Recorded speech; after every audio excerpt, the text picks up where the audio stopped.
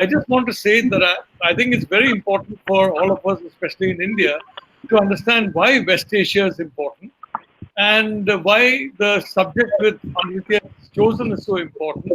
Because West Asia, in my view, has all the ingredients for a perfect storm. They have a very young population, the country is there.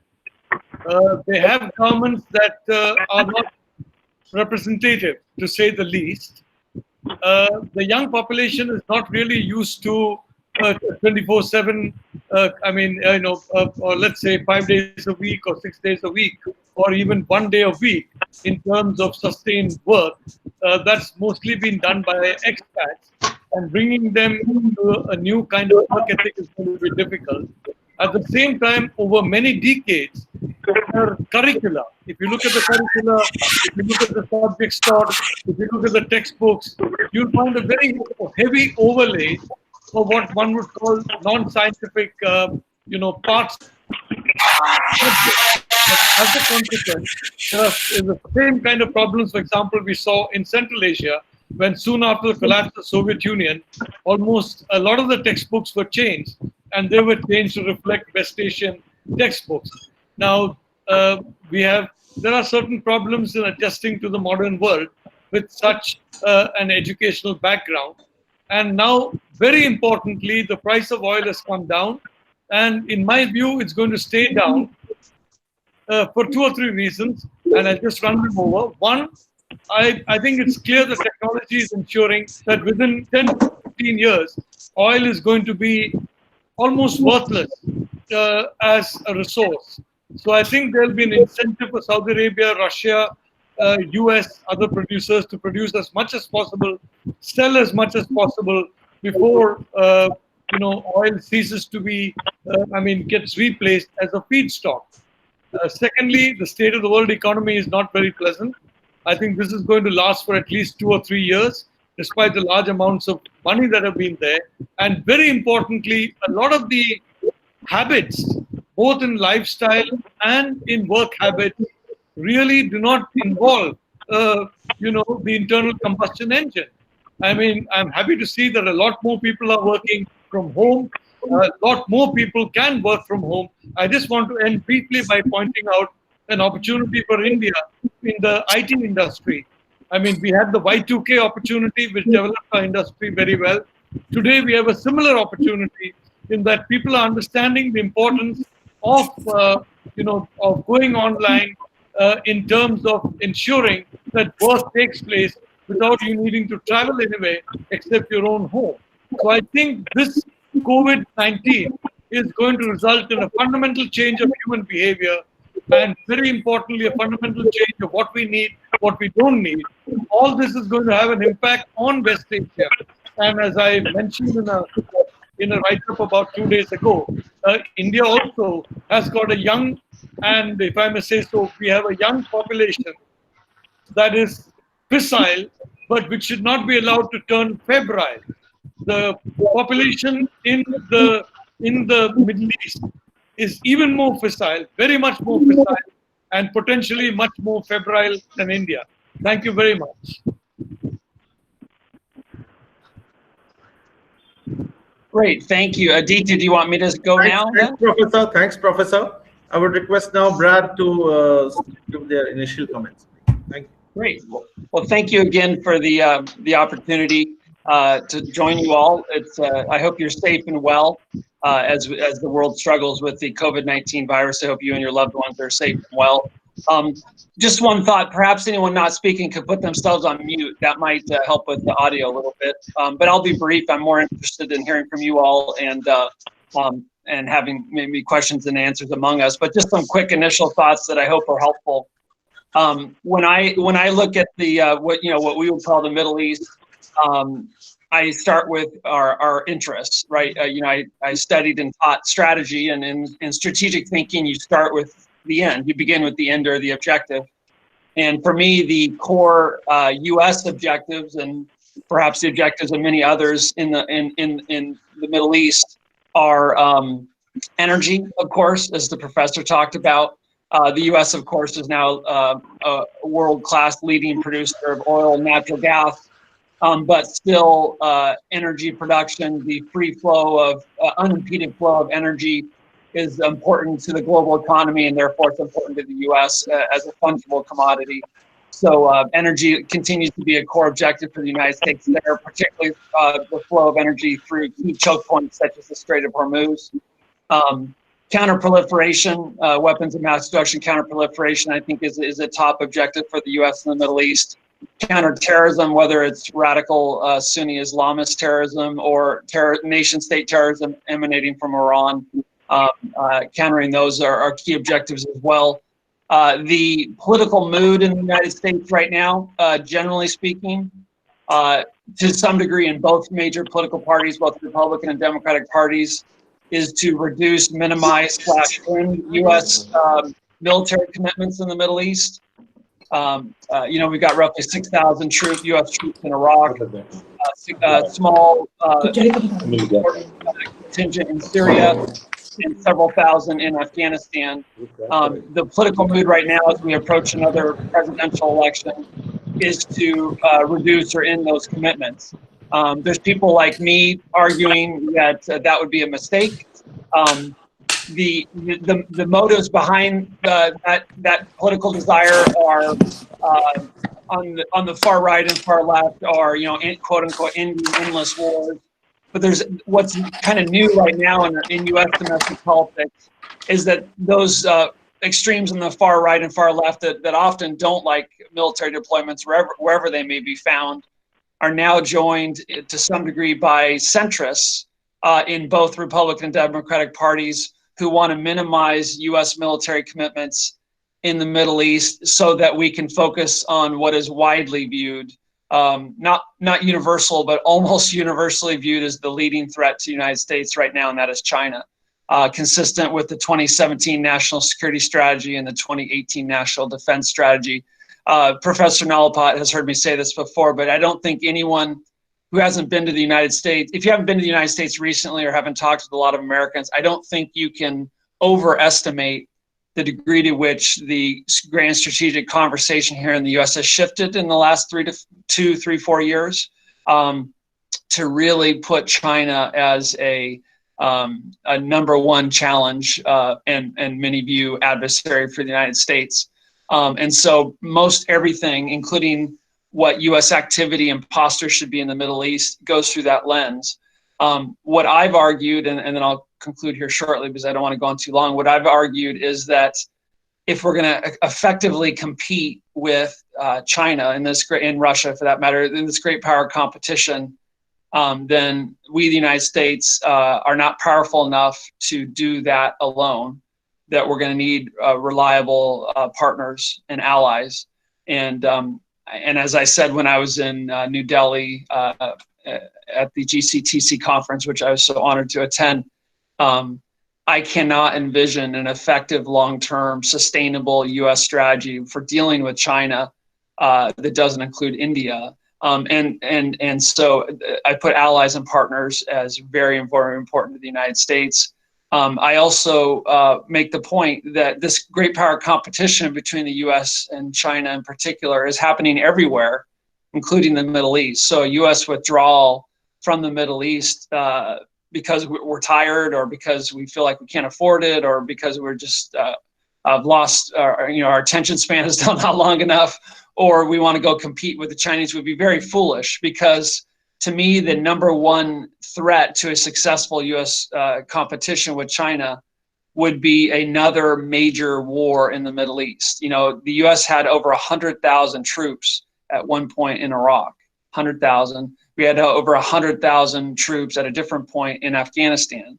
That indeed, in my view, would be a body blow to a successful competition for the U.S. with China. So how do we avoid that? Well, why would we ever do that again? There's no political appetite for that now. Well, what would do that again would be another 9/11 style attack on the United States, this time with weapons of mass destruction. So from an American perspective, how do we avoid that? In my view, we avoid that by working with allies and partners like India and others in the region, and maintain what, in the U.S. military, I know from my military background, we call economy of force missions. Small, well-designed deployments that take advantage of local partners, providing air support, logistics, training, much like what we did in Syria. We had, 1,000 or 2,000 U.S. troops leveraging 70,000 Syrian Democratic Forces to defeat the ISIS caliphate. To me, that's a model for what we should be doing, but unfortunately, that's what President Trump tried to end. So in short, that's a long-winded way of saying the U.S. has persistent interests in the Middle East related to, as I said, counterproliferation, counterterrorism, energy, and the great power competition. We're going to protect those interests most effectively if we maintain, sustain, improve our partnerships and alliances with key countries that know the region far better than we do. And that if we have small but well-designed deployments where we help local partners secure common interests, which I defined there at the beginning. So I'll stop there. I'm excited to hear from all of you and to engage in a discussion. Thanks for the opportunity. Thanks, Brad, for this initial comments. We hope to hear from you a lot. I would now request Meena from IDSA. Well, Meena, please share your comments, please. Thank you.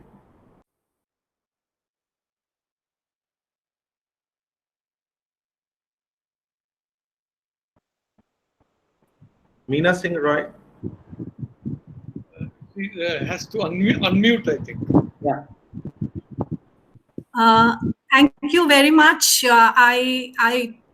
And to see a lot of friends here. Good evening, Professor Nalapat, and it's nice to see you on the conference here, online conference. And what I would like to do, since this is I've been told to speak for 6 to 8 minutes. I'll probably focus on 3 aspects.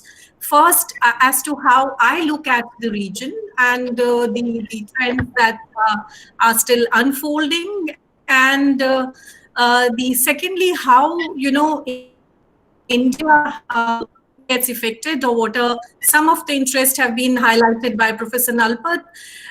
India has responded, and what is it that India can do, probably. And finally, some final comments. If I look at the region as a researcher, I have found this region to be full of strategic surprises and strategic mistakes. But at the same time, I also feel that there are opportunities opening up, since most of the narratives that you see, today normally talk about the turmoil in the region. But I don't think we can depict the entire region with the broad brush of saying everything is going bad in the region. There are problems and challenges. There are 3 dimensions that I would like to look at. Yes, the region is at the crossroad, and it is a very, very fragile security situation, which I would say the 3 dimensions as I look at it. The first is the external dimension, second is the internal dimension of the countries, and the third, of course, is the regional dimension. And to often, read the narrative where the whole blame is put on the external actors. And now the point, external actors have always looked at their own interest, and they have taken full advantage of the weaknesses of the countries of the region. At the same time, you see region, the new alliances and realignment of the forces also you see. I mean, here I'm referring to the divided GCC. Here I'm referring to the new policies of Turkey and Iran, Turkey, Russia, cooperation. And say that, to hold one particular factor responsible for whatever negative impact that you see in the region, there are internal problems, and I feel that those needs to be addressed. and during the conversation with the many people, who are, there is an understanding that the regional actors and the individual countries, they need to work within the national, initiative rather than putting the blame on the external actors. Any external actor would like to take full advantage and work towards its own national interest. But it is for the united region, unless, there is an attempt from within the region and the countries, there would very little be, a scenario where, you could find the solutions, or I would say not solution, the better management of the very serious challenges that the region is facing today.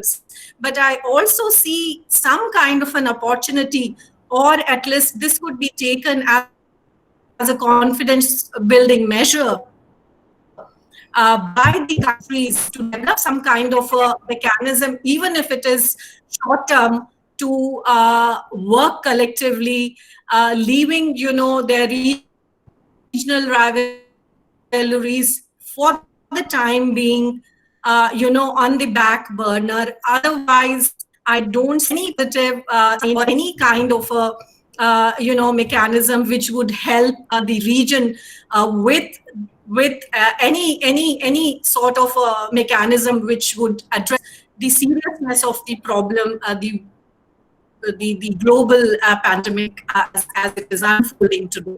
Just few words on India. I think India has been very proactively engaging most of the countries in the region. It has gone not only, building new partnership with the GCC countries, but it is much beyond, whether we're talking about Iraq, whether we're talking about Jordan. I mean, one sees, and I do feel there is lot which India can contribute at this stage, regardless of the regional rivalries between Iran and Saudi Arabia. India need to work bilaterally with each country to ensure and protect its strategic and economic interest. And this will only happen if we continue to have a continuous engagement with each country and helping them manage the current situation and have a kind of a little long-term, medium-term, and of course, to deal with this situation, the short-term initiative as we see. We need to protect our interest, whether we're talking about the people who are living there, whether we're talking about energy security, whether we're talking about, other strategic security dimension, counter-terrorism, be it. I mean, there's a whole list of it. But I think I would probably stop here. And I do feel that India has the capacity and the potential to actually work towards helping the countries what they want. For example, either it's food security or water management or, many other areas like disaster management and, of course, pandemic that we are facing today in such a grave manner. I think I've probably exhausted my time, and maybe I can come back again. Thank you very much. Thank you. Thank you so much, ma'am, for your very valuable insights on this. Well, now I would request Professor Mohapatra to come and join in and deliver his initial comments, please. Professor Mohapatra, please.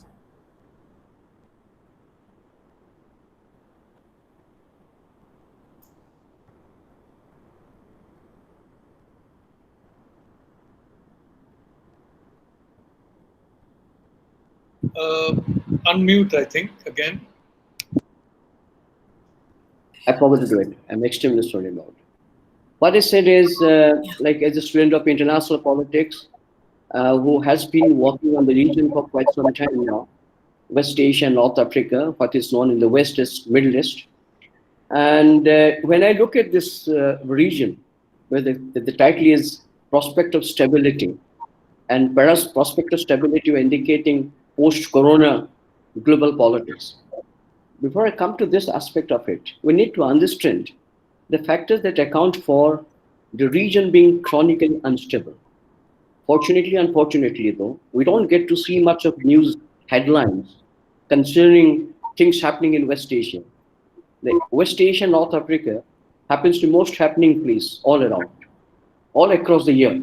Something or the other keeps happening there, and that hugs the headlines of any newspaper inside the country or outside. So you know, understand why this region as such, unlike other regions of the world, you had problem in Latin America before, you had until sites of problem in Sub-Saharan Africa, we had problem in Southeast Asia, now it's called Indo-Pacific. But why West Asia also has remained the area where you have the major sites of conflict zones still existing. We began 30 years before when I started my research in West Asia with the major conflict in the region, that is Arab-Israel. Now you have multiple conflicts, more virulent, more prolonged, protracted, more number of innocent civilians being killed, destruction property. And so you need to understand the factors what account for the region being chronically unstable. So let's put it this way.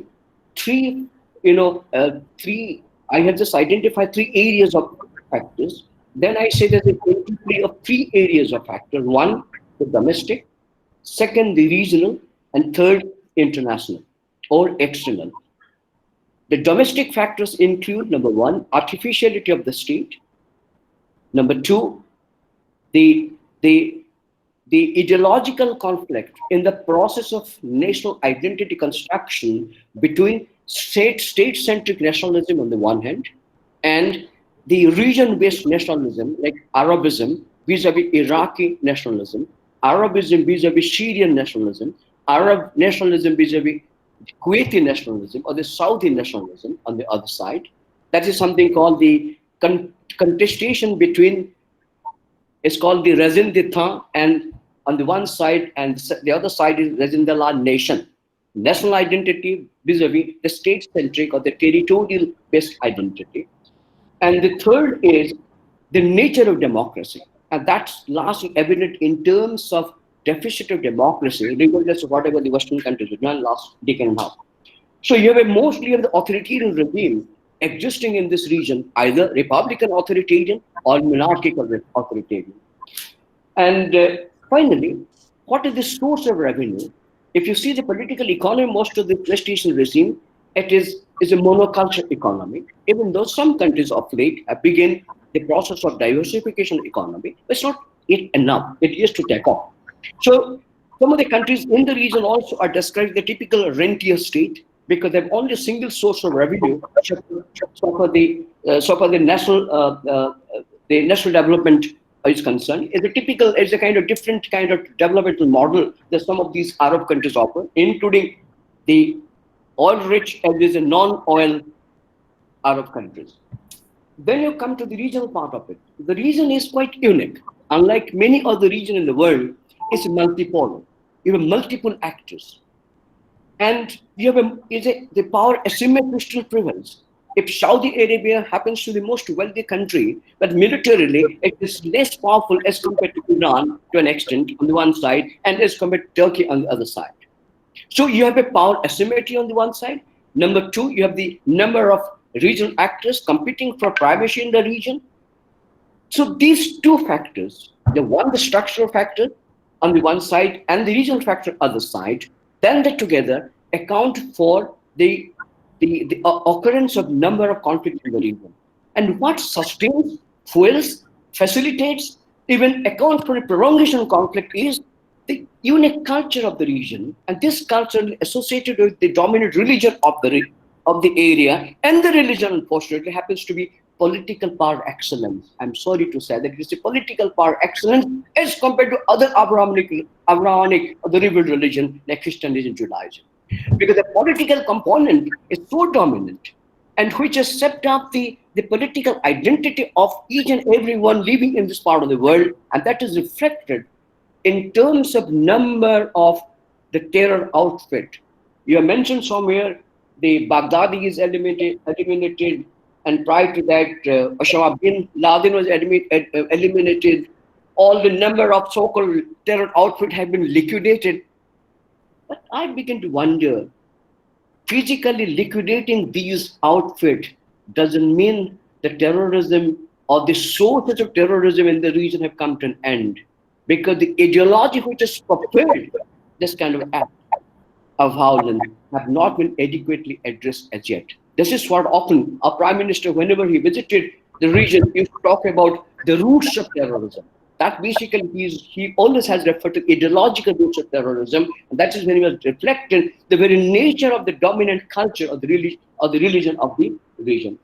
So the second, what seems physical to me is, often we say this region is deeply penetrated, externally penetrated, because the region, because of the availability of the natural resources, what is otherwise known as the strategic resource, oil and gas, which have acted as a magnet, which has attracted number of external powers to perpetually be engaged in the region. But is it the only region?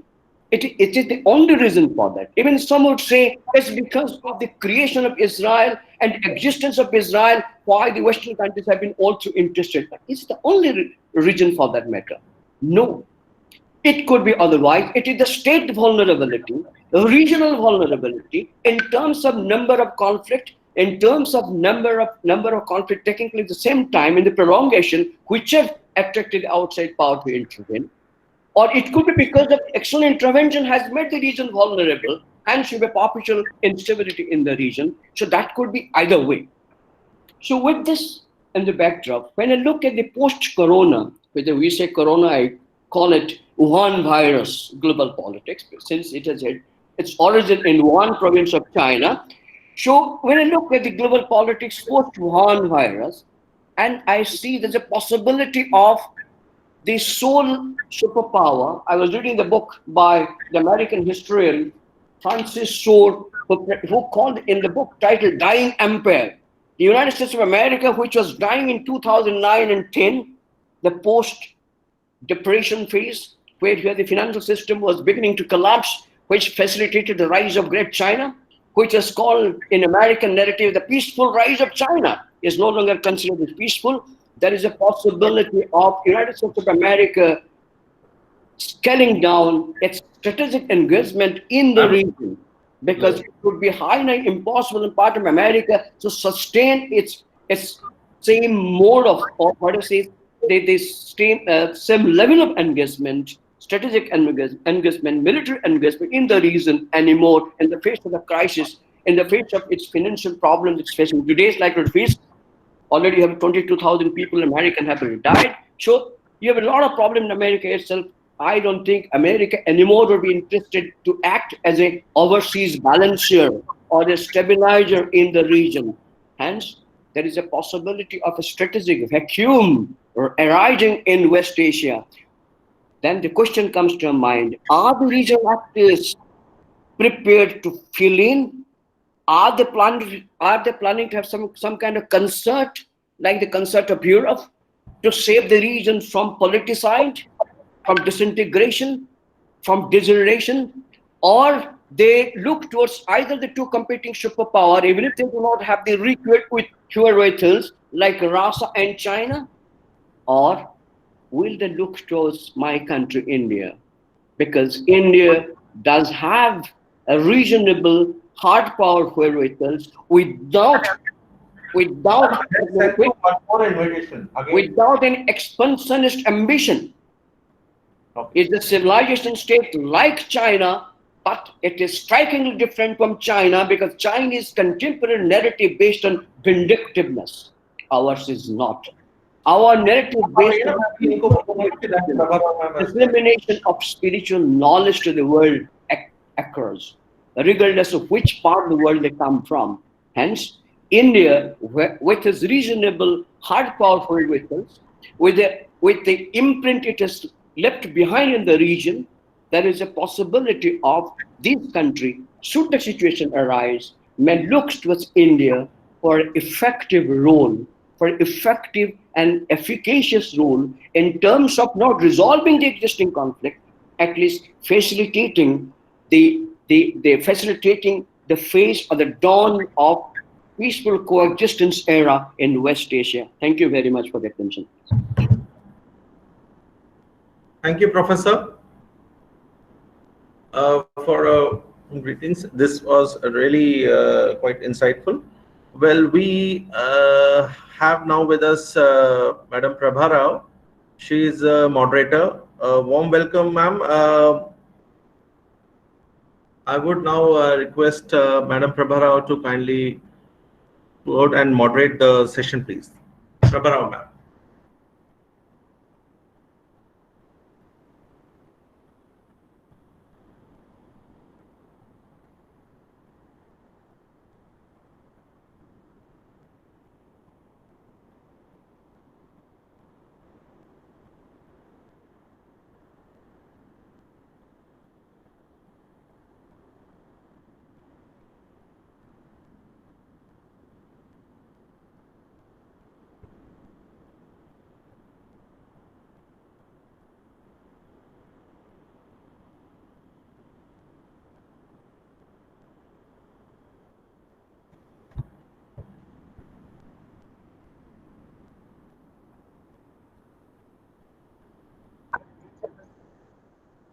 Hi, Aditya. This is Brad. I'm not sure if the other individual is able to participate. I believe Varsha is on the line. Would it be possible for Varsha to give a few comments as well? Because I know Brad, focus just a on the minute. Middle East. We are just waiting for Prabha to.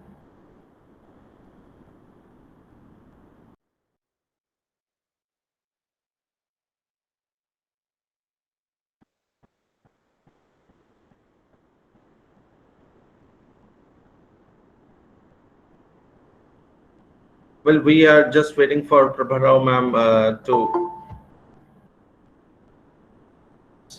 It's a problem of technology. Yes, ma'am.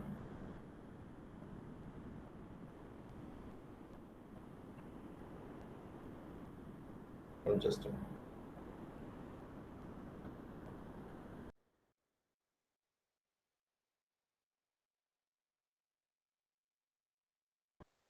I would request Varsha to please start the comments. In the meantime, I would help Prabha Rao, ma'am, with the system. Thank you. Varsha, please.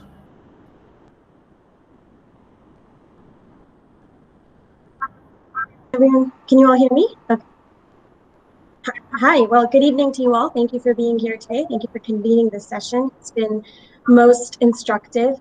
I thought I will take my opening remarks in a slightly different direction and talk about the GCC and India, specifically looking at how stability in one region can backstop stability in the other. And so I think there will be some parallels between what Meena has said and my comments as well. So I'll just start briefly with Gulf-India ties. I think there's no doubt that Gulf-India ties are unprecedentedly strong strong under Prime Minister Modi. India has deftly handled the Gulf crises. It's managed to pursue strong bilateral relations with all 6 GCC states, which are squabbling with each other, and also with Iran on the other side. The Gulf has always turned to India for its human capital needs, but as the Gulf goes through its own economic diversification programs, economic ties and trade links are deepening as the Gulf is seeking to accelerate market links with India.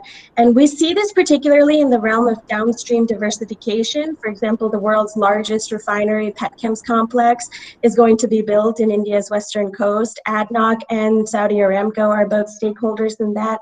Aramco is still in talks to take a stake in Reliance, despite the fact that last year they announced a pretty severe reduction in their capital expenditure brought on by low oil prices. They've not given up their hopes of taking a stake in Reliance, which should indicate Aramco's strong interest in India generally, in India specifically, excuse me, but also Asia more broadly as a future market for downstream diversification.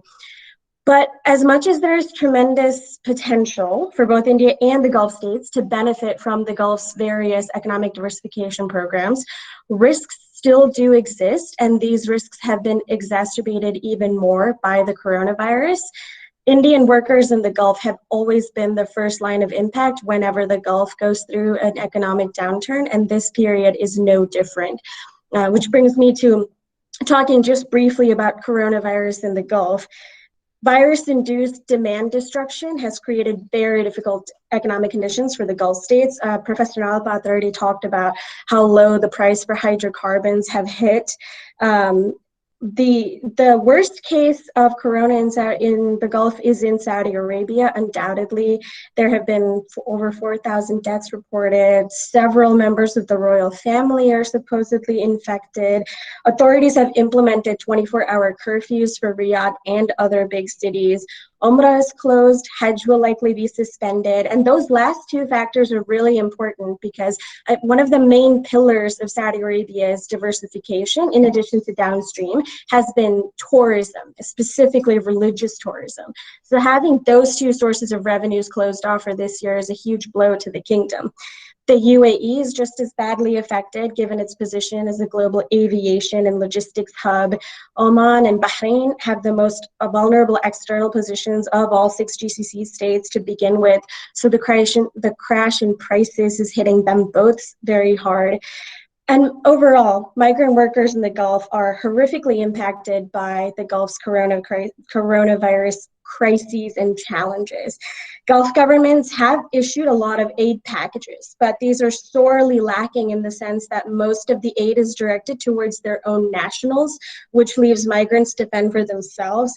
And add to that the fact that several Gulf states have implemented lockdowns, and so migrants are clustered in industrial areas that have then been locked down, stranding them without resources, while also creating conditions that are rife for the mass spread of coronavirus within those labor camps.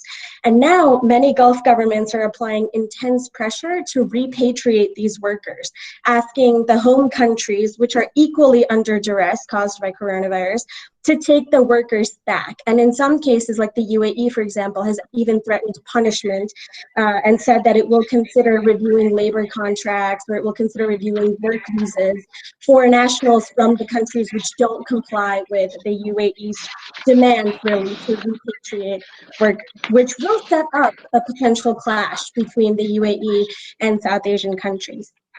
In summary, I'll conclude by saying that there is tremendous potential in Gulf-India ties. There is the scope to expand across several sectors.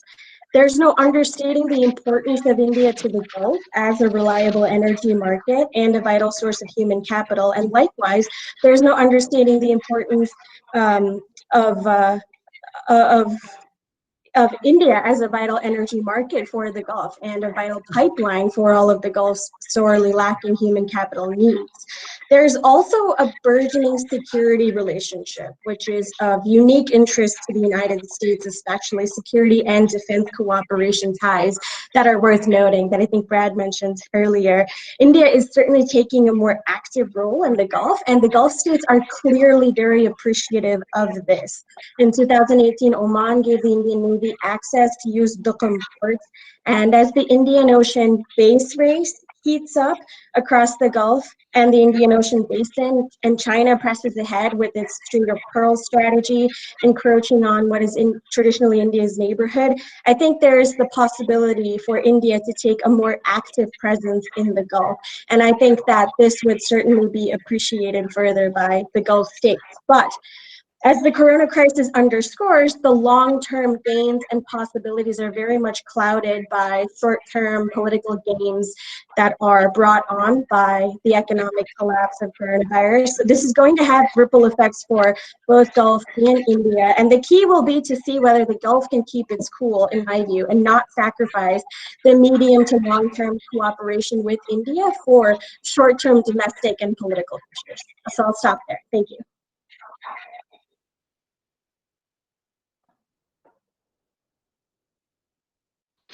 Yes.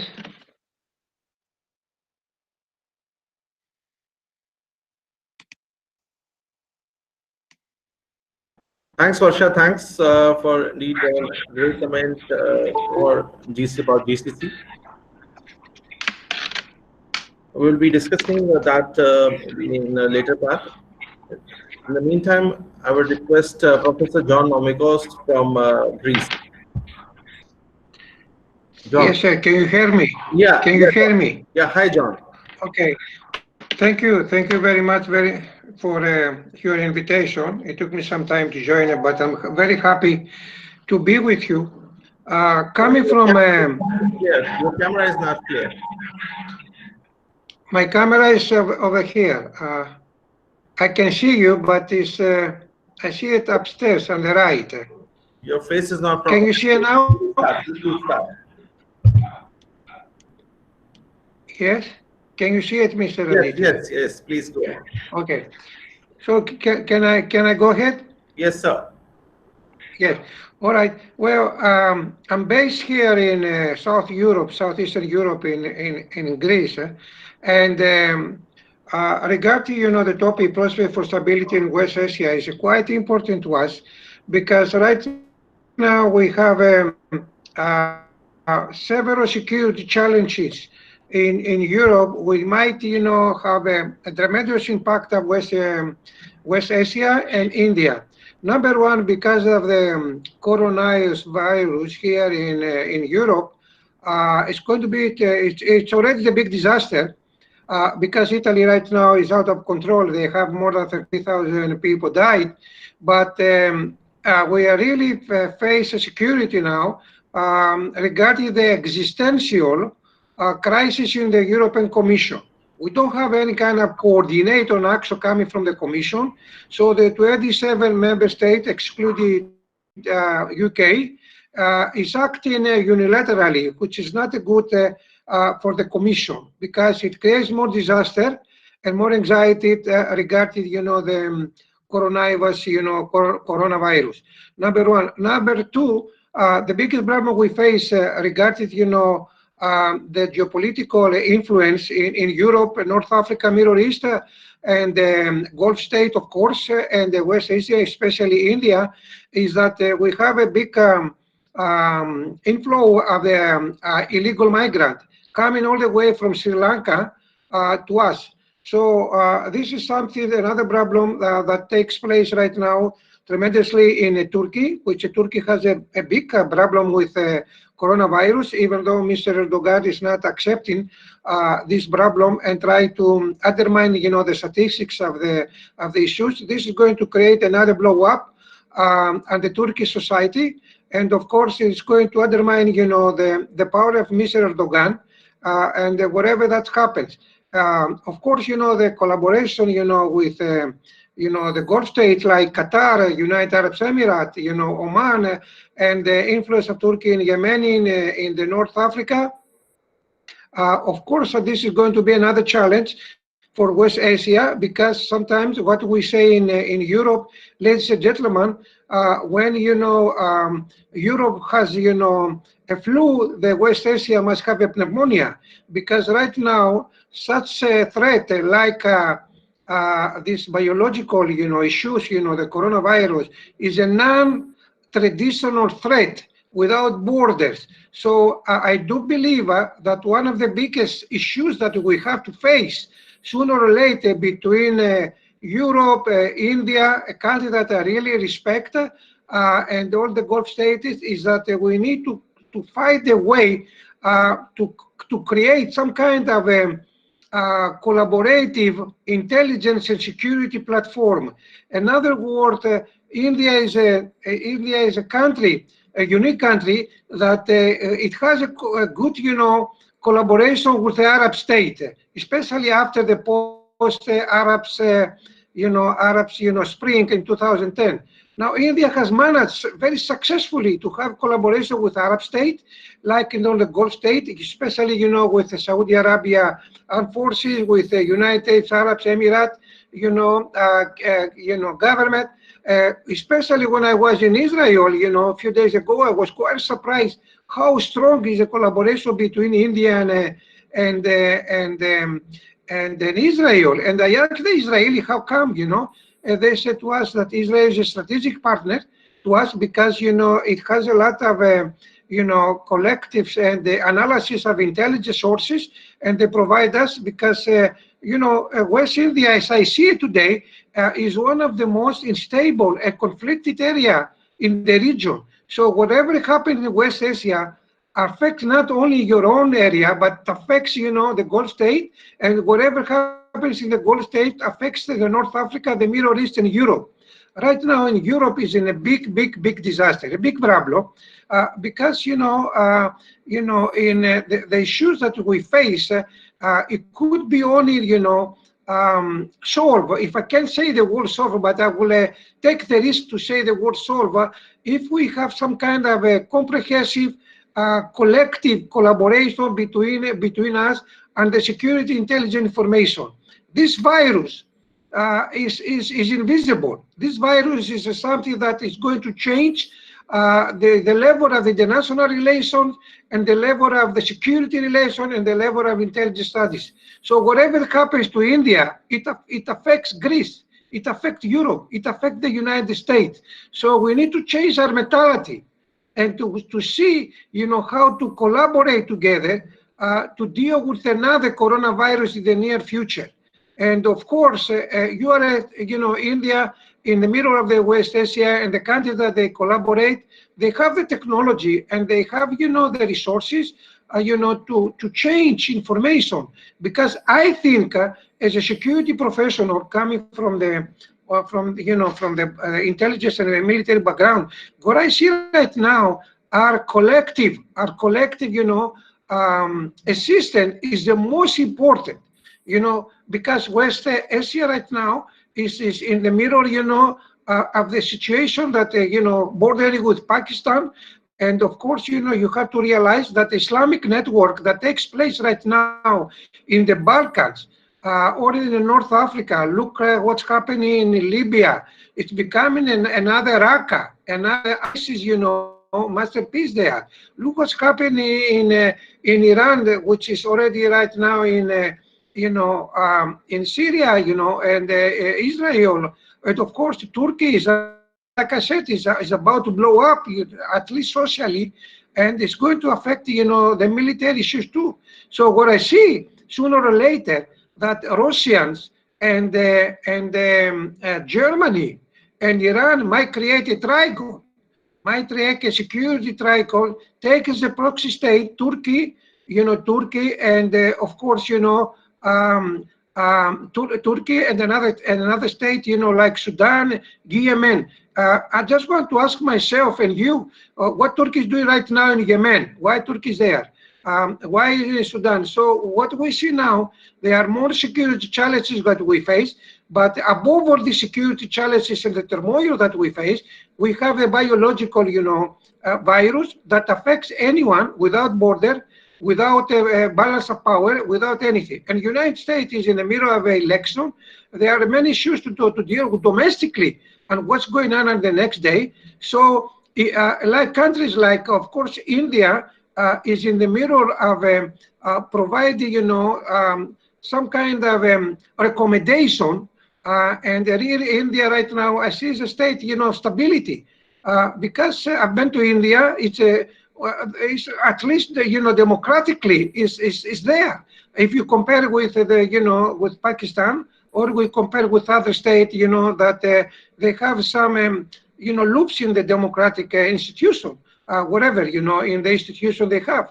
So from my point of view, another security challenge that West Asia for the stability is that the organized crimes and the money laundering are going to increase, because everybody now is focused how to deal with this domestic non-traditional threat, call them coronavirus, but the organized crimes is using a lot of money laundering, is really a lot of financially, they buy a lot of technology, and now to some extent this might be a little bit oxymoron, but I will tell you, they try to some extent replace what the state authorities can do. It's funny to see Sicily or in South Italy how the mobs, the organized crime, provide humanitarian assistance or food to the poor people.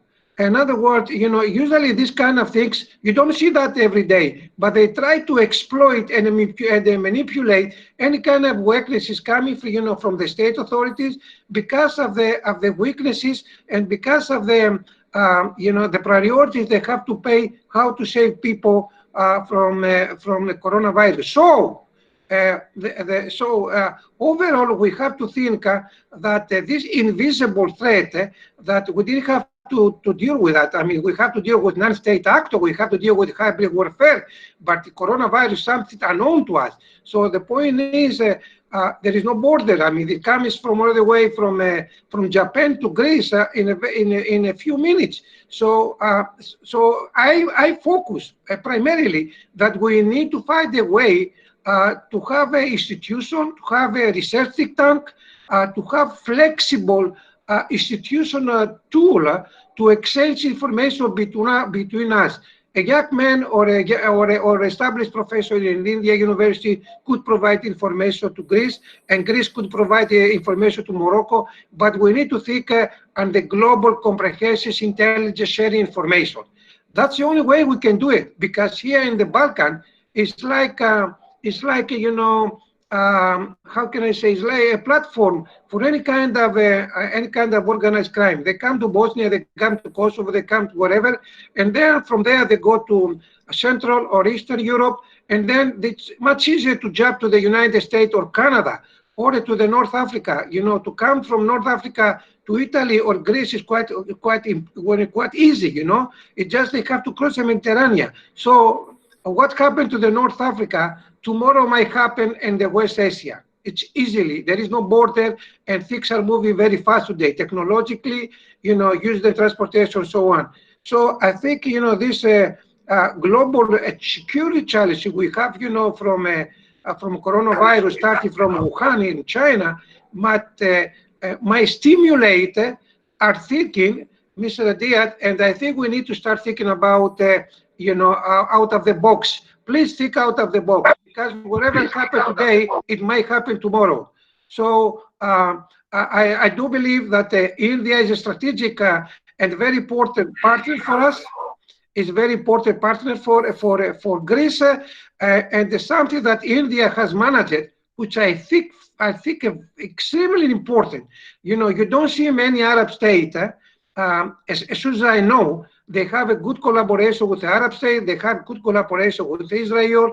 So India could be a bridge to bring many rivalries together. For another, India can help to bring, you know, for example, to persuade Saudi Arabia, United Arab Emirates, you know, to have some kind of collaborator relationship, you know, as long as, you know, to release the tension, you know, to relax the tension between, you know, Israel and Iran, if they can manage it. I know it's not easy, it's extremely difficult, but this kind of collaboration we need. You know, United Arab Emirates, you know, is a good partner within West Asia, the Gulf state right now, because of the crisis they have there, the oil prices goes down. And of course, you know, West India could be an enlightened region and provide not only stability in the region, which is not easy, as I know, because Pakistan is a country that is under a military, you know, authorization now. But I think that they could provide technology, and they could provide the most important thing that I know, which unfortunately we are missing in Europe. Dramatically we are missing. We don't share intelligence. We have only bilateral relation, and we are a member of 27 club, but regarding migration policy is a disaster. We don't have a migration policy. We have many problems. We cannot solve the problem unilaterally. So we need to look at the best practices, and the best practices is to have, you know, India as a best practice. We have, you know, because we see how India is acting, of course, and right now, like I said before, please believe me, whatever happened to us affects you. Whatever happens to you affects us. And it's always say that you know, it's always say that it's impossible now unilaterally to solve the problem. There is no one who can solve the problem. We need to join our forces, and the only way to do that, sooner or later, we have to trust each other, because lives in India and lives in Europe, life in Greece, people will lose people because of this, and the only way is to join forces, no matter what, because there is no other way around. Mr. Aditya, of course, the United States is there, but they're too much, you know, primarily now focus on domestic issues, and the Russian is there, of course, but watch out, you know, the triangle, the security triangle between Russia, Germany, and Iran, with Turkey is coming in, even though it's a Western country, a member of NATO, of the North Atlantic Treaty Organization. Now we see many changes on the balance of power and the politics. Everything will be changed after the coronavirus comes down. But if another incident like that comes out, we need to prepare psychologically ourselves, and we need to learn how to cooperate. Unfortunately, in Europe, we miss to cooperate to some extent, but we need now to find a way to cooperate with a state outside Europe, like India, which is a big country with a lot of technology, and Australia, New Zealand. Now the whole world needs to find a way to exchange information. Because exchange information is the best way to prevent pandemic issues. That's all I have to say. I try to explain what's going on realistically in Europe, in Greece. We've saved many problems. Unfortunately, we cannot solve the problem alone. We struggle every day. We are in quarantine, now for 2 more months. And we struggle to be alone, and we need assistance as much as we can. Of course, as you realize, we are a small country. In the Balkan state, it happens the same. Today, I found out that the European Commission, dramatically asked the 27 member states to coordinate. I don't know how this can happen. But ISIS, Islamic network, radicalization, money laundering, financial, increase of the maps is there. It's not going to disappear. It's there. So, ladies and gentlemen, whatever we discuss today, and I'm so happy to participate in this, which is an honor for me to be in the council. Thank you, Mr.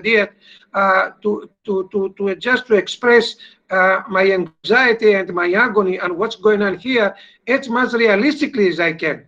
So I better stop here, Mr. Syed, and listen to the distinguished Spanish. Thank you very much, ladies and gentlemen. Thanks, Professor. We will now start with our first round of question and answer. We have a question from Ambassador Vadva, who is a former secretary from Ministry of External Affairs and also part of the Executive Council member of Global Counterterrorism Council. Well, the question is basically for all, and it says like there is a crisis brewing in the GCC. Loss of oil revenues and the COVID pandemic have combined, including all from the India, have been laid out.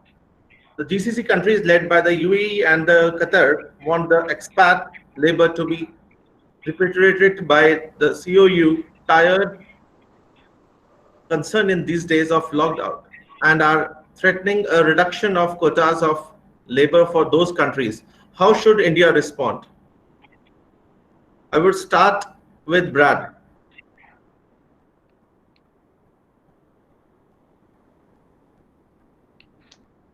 Let me, thank you, Aditya. Let me, if I may, throw this over to Varsha, who I know has looked at this issue in detail. Varsha, you want to jump in here? Yeah, sure. Happy to jump in here. Well, I think that there's one of 2 ways to do this. The first would be to acquiesce to these countries' demands, because I think there's no denying in the current economic conditions that their threats do come with a lot of pain involved. But if India does acquiesce to these countries' demands, then it sets a precedent that every time such a destabilizing downturn comes through, then these countries will have the expectation that India, Pakistan, Bangladesh all take their people back from the Gulf. And the other way of responding, of course, would be to dig in and say no, and actually try to call the UAEs and Qatars and all the other Gulf states bluff. And I think on an objective surgical level, that would be what I would recommend, but that also comes with a lot of human suffering if you look at the way that these migrants are being confined to their quarantine camps and not getting paid because their companies are not paying them. They don't have the ability to leave and seek medical care or buy food. So I think the most realistic course right now is for India to try to manage the tensions with these Gulf states while at the same time increasing direct aid provided to its migrant laborers abroad. That way to try to soothe some of the short-term pain and try to keep some of the more medium to long-term cooperation on track. As I mentioned earlier, this is really more of an issue for the Gulf.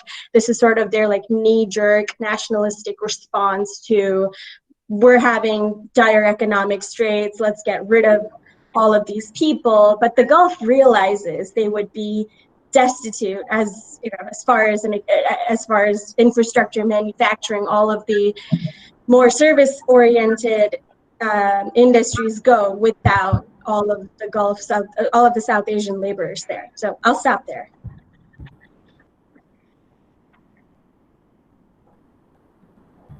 Professor Nalapat, please. Yeah. Okay. Sorry. You want to say something, John? No. No. I'm listening. Okay. I just want to say that, our friend from Greece, and I'm delighted he's here because Greece is also a very ancient civilization. And we're really, if I may say so, it's one of the great countries of the world. It's one of the great civilizations of the world. So I really am happy that you are here, John.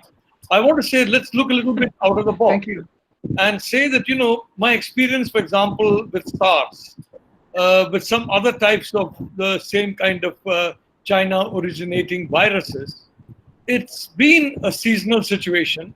In the case of SARS, India was not really very badly hit.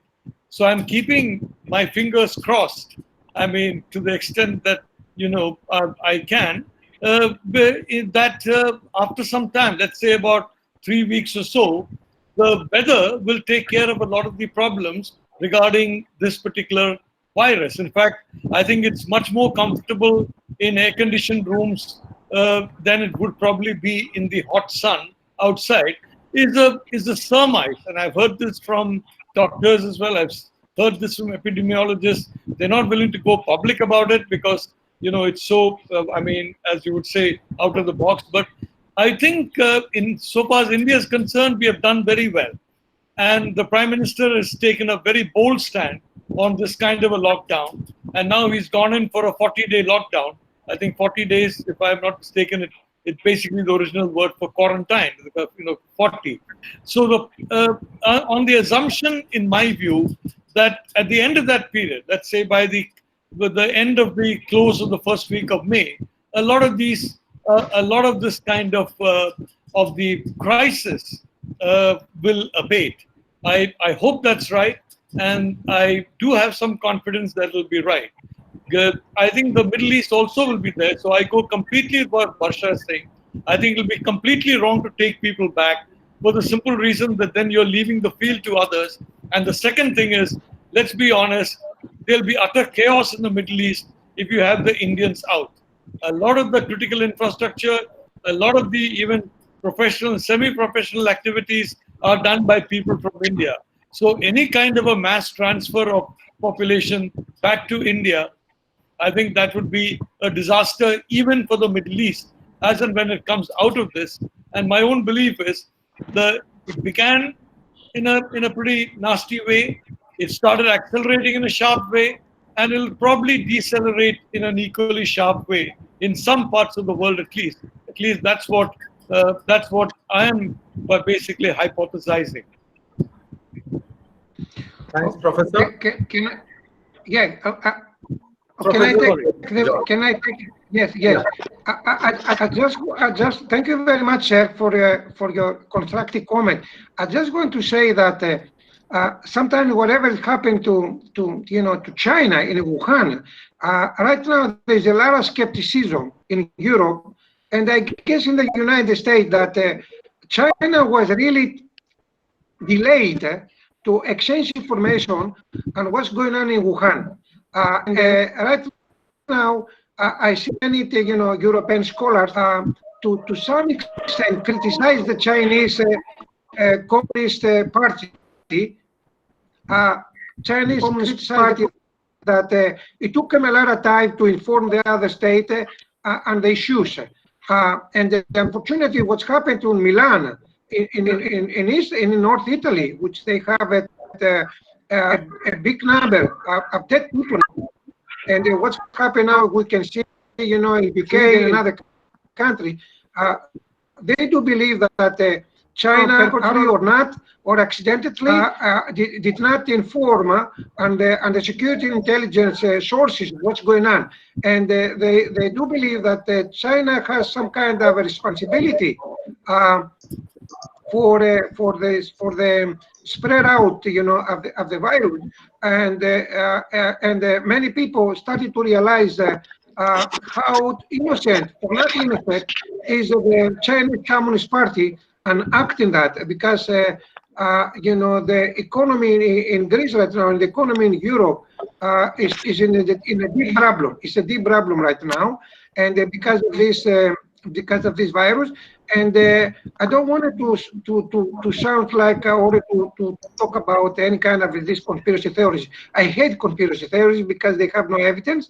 But definitely we need to find out why the Chinese Communist Party was so late to inform the other state about the outcome, about the death, about the methodology they used in Wuhan to deal with that. And again, my humble opinion is that we had a lack of security intelligence from the China's Communist Party coming to the rest of the world, to India, to United States, particularly in Europe where I'm based.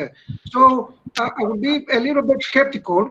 I don't want to blame anyone, of course not, but I would be a little bit skeptical how come the Chinese Communist Party did not respond faster to inform on what's going on and to prevent the issues before it takes, this dramatic disaster, steps like in Italy. Right? In Italy right now is like a World War II, It's coming out with more than 15,000 people died.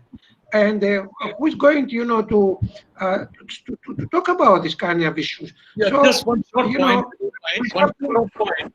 That is that India has not made the mistake of Italy and Pakistan in welcoming large numbers of Chinese workers on Chinese projects. There was one project in Andhra Pradesh where unfortunately a large number of workers came on business visas. But after that particular experience, India has not allowed Chinese workers and has insisted that Indian workers be used. I think one of the problems in Italy has been a large number of Chinese workers. I fully agree with you. The Chinese, for a long time, were not forthcoming about the seriousness of this. Well, I mean, I've heard, let me be stories from that side, that the ones at the lower level were afraid of talking to the higher level, and they kept it in the hope that they could manage it or control it for some time. But by the time the higher level got to know, they acted. For example, the complete lockdown of Wuhan.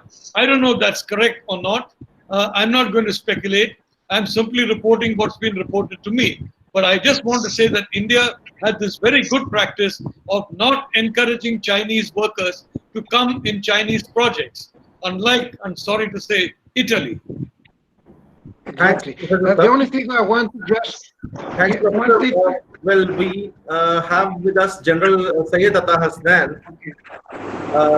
He has just recently joined. General Hasnain, please start with your comments, and we'll then go on. Thank you. Good evening and Jai Hind. And Aditya, how much time would you be giving me? 7 minutes, sir. Okay, 5, 6, 7 minutes. Fine. I'll first of all, my greetings to everyone. It's a pleasure. I can see Professor Madhav Nalapat in front of me. On the screen, I can also see Mr. John Nomikos, but I cannot see too many others. But pleasure anyway to be a part of this entire webcast, and hope we have many more of this in the future. I limit myself to the Middle East, which is what the main issue was, but one is tempted after hearing such analytical comments, one is tempted to say that the way India has handled the Wuhan crisis, the COVID-19 crisis so far, is no doubt very creditable. But the geopolitical impact of this is just about emerging.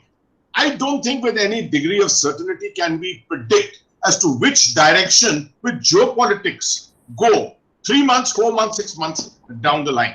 One thing is no doubt that the economic effects are going to be very powerful on a lot of nations. China, which appeared in the beginning to be the country which will suffer, it now is becoming evident that the Chinese will probably be emerging at the end of it as the one who will probably benefit, and their economy will be in a better state than what economies of the rest of the world will be. How will this dictate geopolitics will be a major issue of concern. The US-China relationship is going to undergo a tremendous amount of change. The New World Order, which has been eluding us since 1991, is still nowhere in the making, and you're getting one more trigger now to alter the New World Order.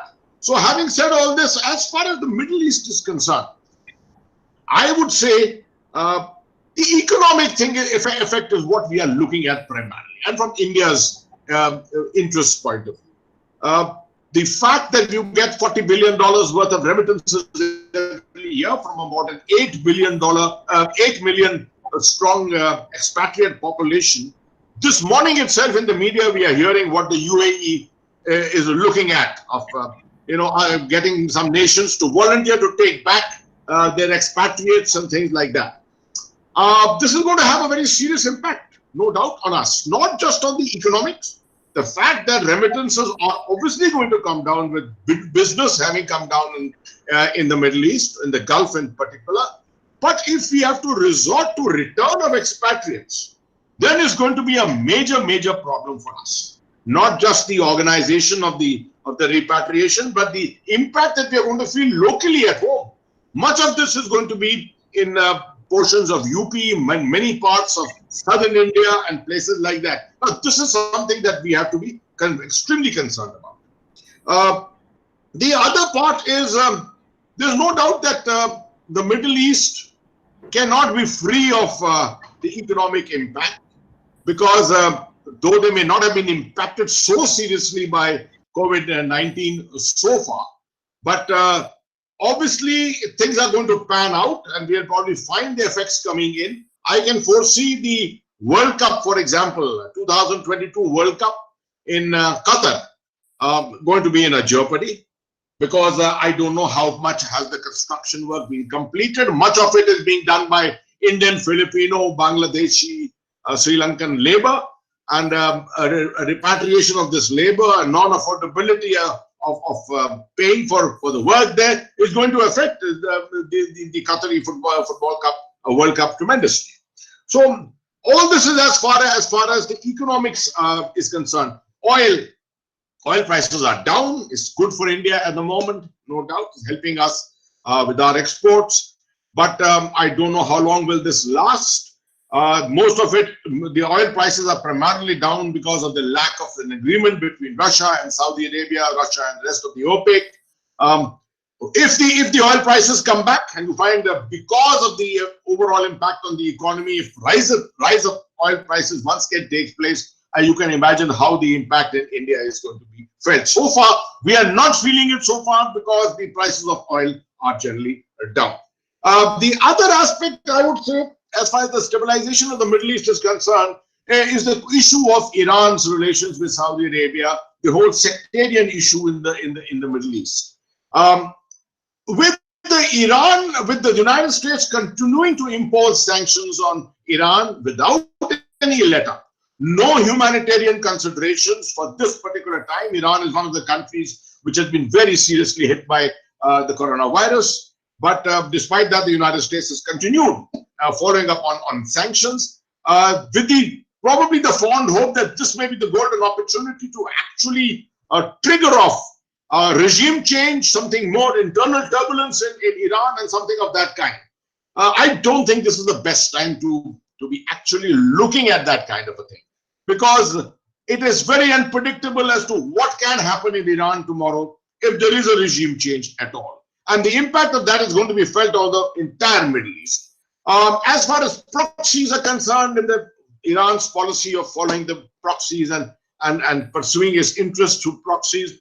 We can see in Yemen there is a bit of a break. There's a bit of an interval at the moment because of the impact of coronavirus. But having said that, proxies also need money to effectively conduct and run a proxy campaign in the neighborhood in the Middle East. Iran will need money. With the downturn in the Iranian economy itself, I don't know whether Iran can pursue this as effectively as it was perhaps pursuing it earlier. The state of the Syrian conflict. The Syrian conflict is still not over. There are pockets of conflict all over Syria and northern Iraq, and even in portions of southern Iraq. Any of these areas can be exploited by elements which are generally non-state in nature. The IS is still not down and out completely. It is still very much in a network state. I would say the kind of economic turbulence which is now present in the Middle East, the geopolitical uncertainties, is the kind of situation which is tailor-made actually for the rise and return of an organization such as the IS, which is an extremely well organized organization, and particularly in the network form. Last of all, let me turn to the aspect of radicalism, non-state actors, the influence of non-state actors, etc. Our experience has always been that radicalism is mostly, not always, is connected tremendously with populations which are generally underprivileged.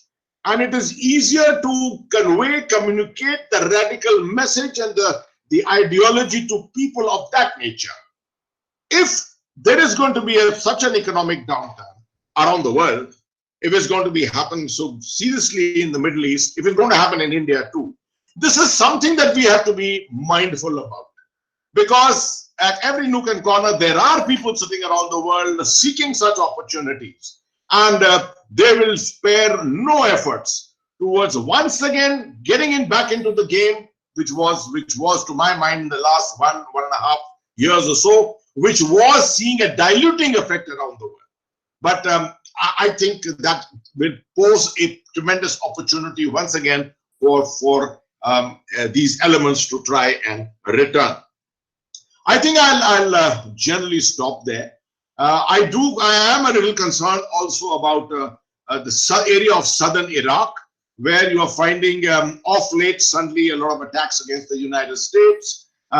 We always felt that this was an area which had generally stabilized, but it appears once again to be getting turbulent. And these are the kind of areas that we will have to show our concern for in the near future. Thank you. I will wait for any questions that come to me, and my pleasure being a part of this webcast. Thank you, General Atta. Thanks for your valuable insights. Well, we are now starting with our second round of questions. We have a question from Ms. Bansal. She's a GCTC coordinator, research coordinator. Well, the question is for Professor Aswini Mohapatra. What was India's Middle East policy before the Modi government? I mean, what exactly is this? So, Professor Mohapatra. Audible? I'm sorry. Yeah. See, there is a major change, okay, since 2015 onward, even if this NDA 2 came to power 2014. You see, earlier, I tell you broadly, in at least 10 years of the UPA 1, we are very idealistic, overly idealistic. I think that couldn't excuse not to pursue a proactive foreign policy. And whatever was done before by the NDA 2 under Prime Minister Vajpayee is a kind of, in a way, the overwritten. You know, for example, the kind of small airstrip that you had built in Tajikistan, that also was simply neglected by the successive government. So we moved from a kind of not doing enough in West Asia region, staying completely free from any kind of engagement in the region, except considering the economic aspect of it and looking after the welfare of the expatriate level out there. That's one, we move towards the increasingly proactive role in West Asia and see the number of state visits made by Prime Minister Modi himself, number one. Number two, every time he has visited West Asia region, you have a kind of gathering of the expatriate workers out there and reaching out the people and projecting them as the continuing breeze between India and the country in West Asia. Number two, the major changes, we moved away from a region-specific to country-specific relationship. That means state-to-state bilateral relationship rather than India looking at West Asia as a region as a whole. So this is reflected in one, that is moving away from a region to state relationship, one. Number two, de-hyphenation. We have basically moved away from ourselves of any kind of conflict or the minimizing the risk of India's involvement in any bilateral or regional level conflict. So we'll try to maintain a reasonable relation with Palestine. At the same time, we'll try to enhance, bolster our strategic, diplomatic, political ties with Israel. We will try to maintain the same level of relation with Iran. We'll also try to ensure the kind of relationship that you have today with Saudi Arabia. So in a way, we have been trying hard to scrupulously maintain the kind of neutral relationship with all the countries, regardless of the bilateral problem or the strain, the issues they have, one. So it is hugely a diplomatic challenge for India, because do this kind of tight working is no joke. But nevertheless, so far we have been successful to a great extent. So on the whole, we see from UPA 10 years, what I call a lost year, so for India's foreign policy is concerned, we have moved away from idealism to proactive realism foreign policy. One, from non-alignment to multi-alignment, number two. And number three is from region-specific to state-specific. And finally, not looking at each conflict where we try to have a role to play, whether constructive, as a role as a facilitator, moderator, no. Regardless of the bilateral ties, we try to develop and expand our varied relationship with each and every country in the region. Thank you very much. Thanks. Thank you, Professor. Well, we have a question for Brad from our coordinator, Mr. Banerjee. Can India trust US as a trusted strategic partner in the region? Also, could one ensure that Indian interests in the region will not be overshadowed with the US interest? Brad. Great. Thank you for the question. It's an excellent question, and based on my short trip to India in August, I know it's a central question for many Indians. You know, we have a history between the U.S. and India, and many Indians remember some rough patches in that relationship in the past, and you're wondering whether the United States will be a reliable partner for India going forward. You know, it's always difficult to predict the future, but what I can tell you confidently is about the present, and which I think will affect U.S. behavior going forward, is that there is I'd say a large majority of people and national security experts, decision makers, policymakers in the U.S. in both the Republican and Democratic parties that understand and agree with what I said earlier, and that is there is no long-term sustainable U.S. strategy for deterring aggression from China that does not include a more effective, multifaceted partnership with India. And you know, those may sound like cheap and easy words, but from my perspective, over the last few years, the U.S. has been trying to put our money where our mouth is with India. I would point to many things. I would point to the Tiger Triumph exercise that occurred. The U.S. is very interested in making that regular and expanding it. I would point to the exercises between the U.S. and India that go on in Washington. I mean, I'll be real blunt. From an American perspective, and I said this in New Delhi when I was there, selfishly, we want India to be as powerful, prosperous, and strong as possible. We want India to be as an alternate center of power in the region, which will further deter additional Chinese aggression. The more powerful and militarily capable India is in the Indian Ocean, the better from the United States perspective, because that would allow us to focus our finite resources on the South China Sea and East Asia and so forth. And so what I'm telling you, this is not just one opinion of one think tank guy in DC. This is a more direct and a less varnished version of what our 2017 National Security Strategy said and 2018 National Defense Strategy implied. And I think if you look to what the decisions the Pentagon and State Department have been making, we're trying to put our money where our mouth is. That's not to say there aren't real differences, right? You know, we have some disagreements about Russia. I mean, let's just be real blunt. But I think those are manageable. There's some challenges on the trade front, okay? But when I look at defense partnerships, when I look at defense technology work together, I see real opportunities frankly, between India, Israel, and the U.S. to kind of work that trilateral relationship more robustly. You know, I think one of the other gentlemen said earlier that they commented how opaque and lack of transparency we saw from China with the virus. You know, I agree, and my response would be: are we surprised? Are we surprised when an authoritarian government hides information to protect the reputation of the regime? That should not be surprising. So, you know, we spend a lot of time talking. I do spend a lot of time talking about defense capabilities and capacity and strategy, and I think that's very important. But I don't think we should lose sight of the ideological component here. You know, India and the United States and Greece and others are some of the world's great democracies. And so this isn't just about who's up, who's down, who's more powerful, who's less powerful. It is, what kind of world do we want? Do we want countries that believe in democracy, setting rules, or do we want a country like China doing that, who is number one export of China is technology that we use to monitor and oppress people. I mean, they're exporting their authoritarian monitoring packages around the world. They are taking COVID aid that has been given to them and then turn around and trying to sell what was given to them to others. And what is produced in China is often low quality. So, you know, I could go on forever, but the short answer is there's a strong desire in the U.S. to build further relationship between the U.S. and India. There will be bumps along the way, but I think on balance, whether you have a second Trump term or whether you have a President Biden, this is something that's going to extend well into the future beyond the administration and the next. Thanks, Brad. We have a question from Ambassador Vadva to all the panelists.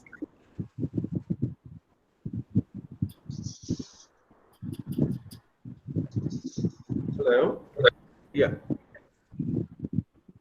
So he's just asking that none of you have spoken about the food security issues which will arise in the GCC and West Asia after COVID. India is really placed to take care of that need. What is your opinion? Professor Nalapat. Yeah, that's a very good question. And I'd just like to say that we are in a situation where we can take care of that, given the grain stocks that we have. We have to find a mechanism for that. But I do believe that it's possible. I just want to remind the group here, you know, previously, the United States was the largest buyer of Middle Eastern oil. It's now the largest competitor to the Middle East. And guess who's the largest buyer of Middle Eastern oil? A country called China. And one of the reasons why after 2014, our relationship in the GCC has become much better. One is, of course, a much better relationship that Prime Minister Modi has with the United States.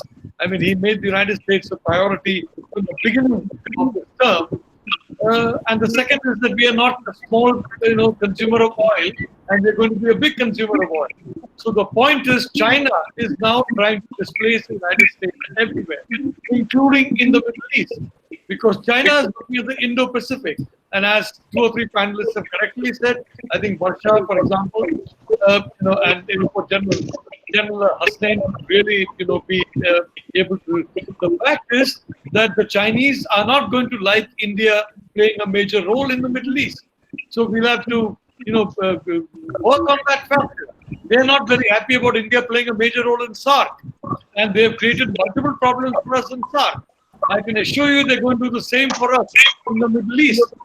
and they're going to have Pakistan piggybacking on them in the Middle East, the way Pakistan has piggybacked on them throughout the SAARC region. So I think that's one issue. The fact that, frankly, China is today the largest consumer of Middle Eastern oil, and the US is the largest competitor to the Middle Eastern country of that oil. And of course, China is working very hard to remove the petrodollar link. I think that factor is something. The fact that we'll have this China headwind as against the US tailwind in the period ahead is important. I just want to say one quick thing too, going off of what Professor Nalapat has said regarding this question. Food insecurity is already happening. Some of you may have seen the news reports that we have biblical swarms of locusts going through parts of East Africa and now settling into the Gulf. Food insecurity was really highlighted for the Gulf states, especially after the 2017 Qatar blockade. And I agree with what Professor has said. This is a huge comparative advantage that India can have. And going back to what I said in my remarks about GCC-India relations, there's always been a little bit of a labor imbalance, with India being the donors and the Gulf being the recipients. But I think using food, this arena could be one possible mechanism to correct and rebalance Gulf-India ties, put them on a more sustainable footing long term. I would request Meena. Meena to come in. Then Professor Mohapatra.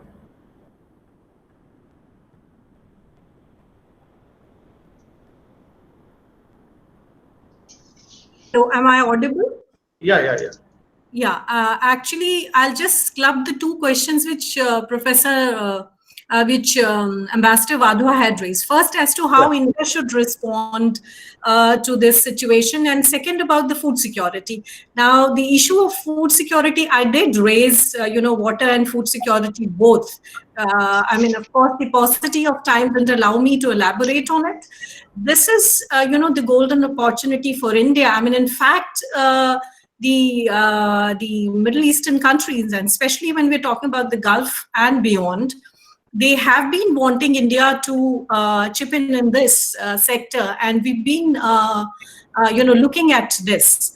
Right now, as to how India should respond to the labors which have got stuck and which they want us to take, I think it has been very well argued by two of our, panelists that there is no question of bringing the, bringing those people back to India. But I think this is a big test for the diplomats and who are in the region at the moment. And I guess there could be a two-layered, diplomacy. One, of course, which can be done at the government level. And the second, I guess, some kind of an assurance can be given by the private sector, to ensure that there is a continuation of the interest of there. So some kind of a public-private partnership would also probably be of some help when we are talking about this. But on food security, I completely agree that this is one sector which has a lot of potential as far as India's role is concerned in the region. Thank you, Meena. Professor Aswini, please. I'll just add to whatever Dr. Meena Singh said. What just now what struck me is, see, the major popular protest in West Asia, particularly Arab country, in the late 80s onward, started with the bread riots.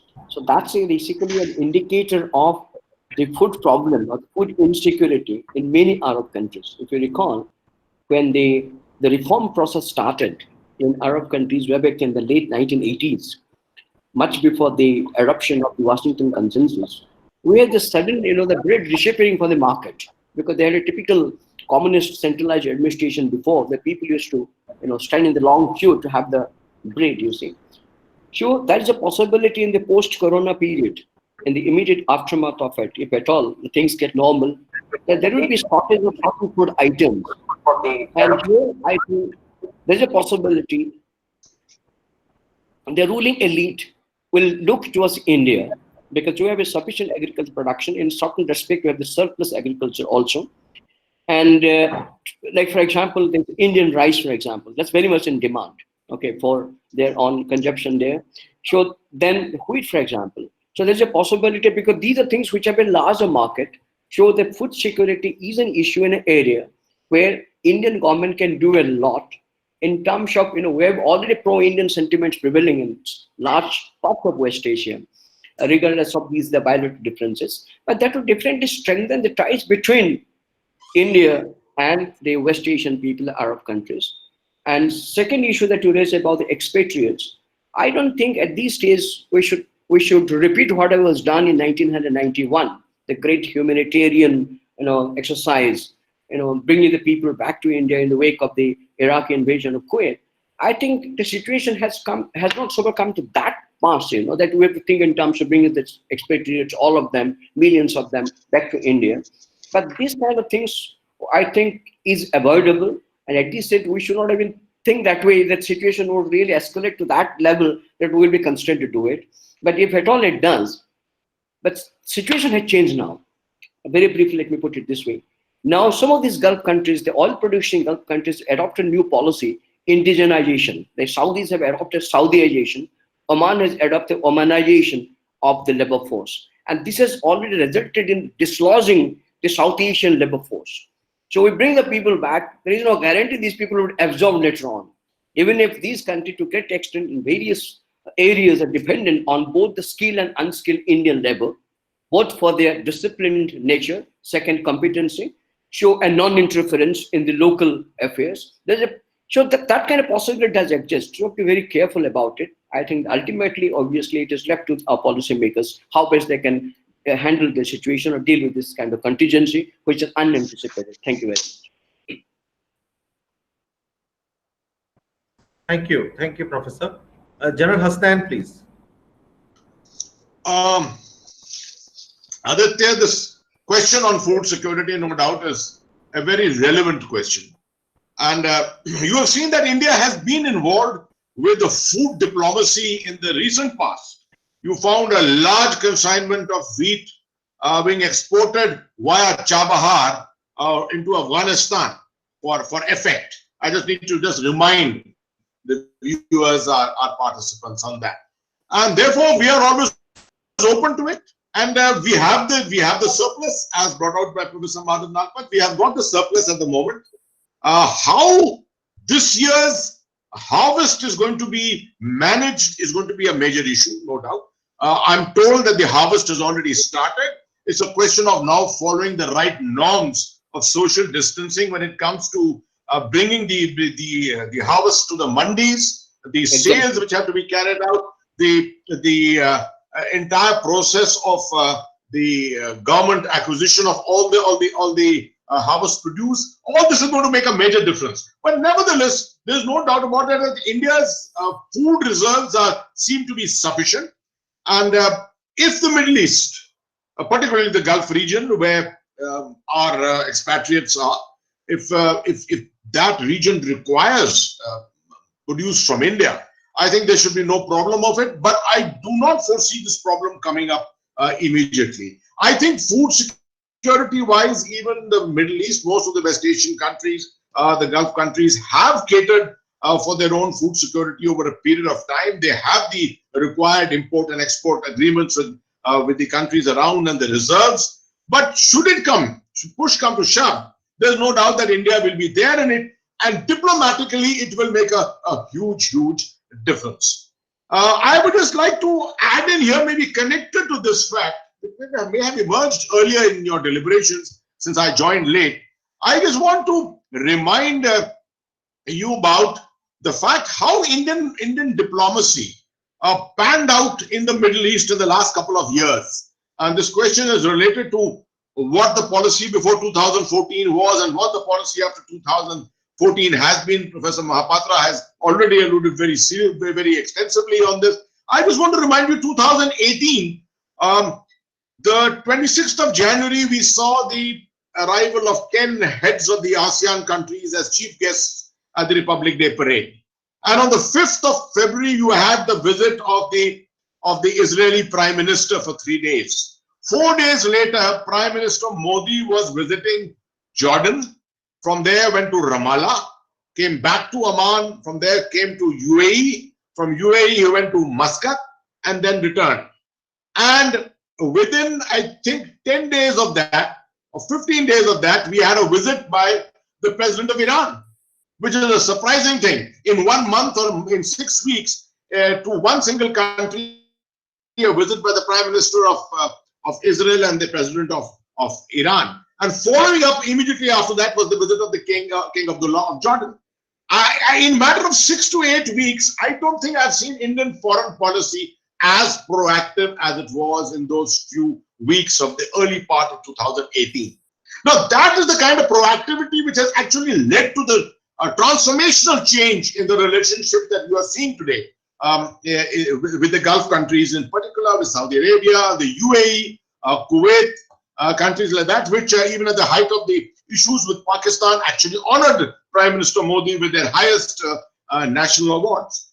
So I think we need not read too much into the current inputs coming out from the Middle East about the pressures for expatriates, the pressures about repatriation of some of our personnel, etc.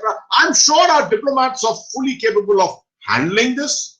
And quid pro quo will be there, issues like food, etc., oil, lots of things. India is the second largest buyer of oil and energy from the Middle East, from all the oil producing countries in the Middle East. So I think it is still early times to predict anything of this nature, but there is no doubt that the time and energy invested by India in its diplomatic efforts in the Middle East in the last 5 years, 6 years, is going to pay you dividends now.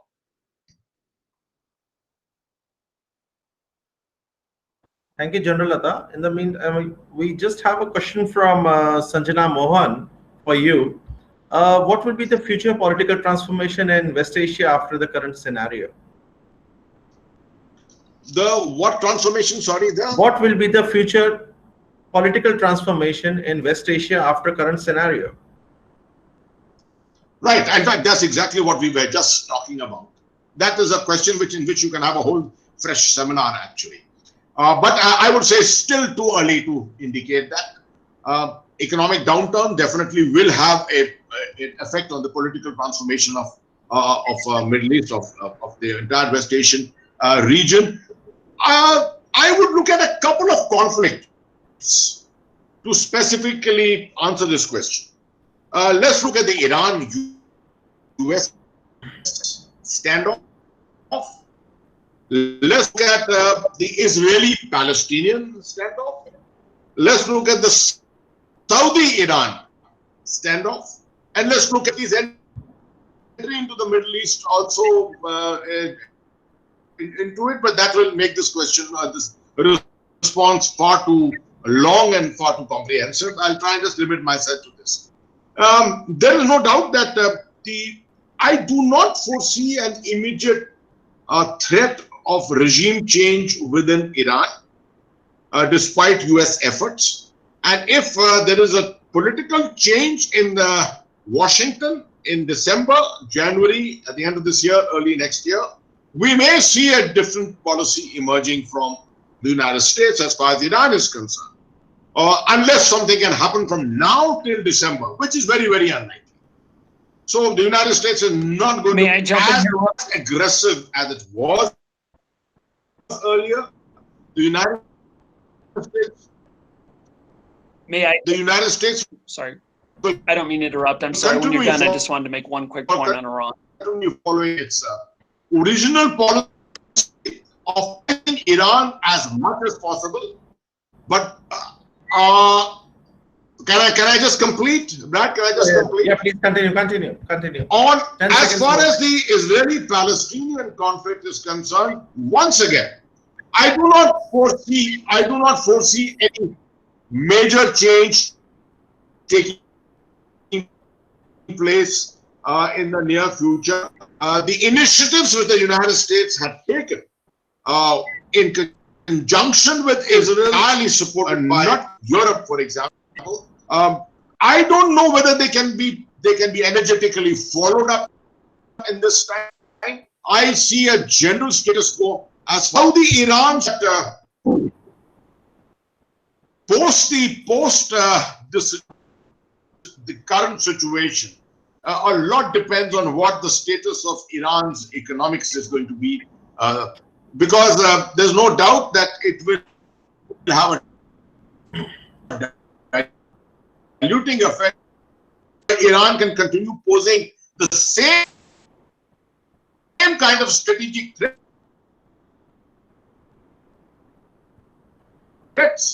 to Saudi Arabia, military strategic threats. See, no improvement in this will remain in domain either. So overall, I don't see a greater stabilization in any way. The possibility of enhanced radicalization and the possibility of opportunities being sought and exploited by some of the terrorist organizations like the Islamic State is only going to contribute to this entire tendency. Right, sir. Right, sir.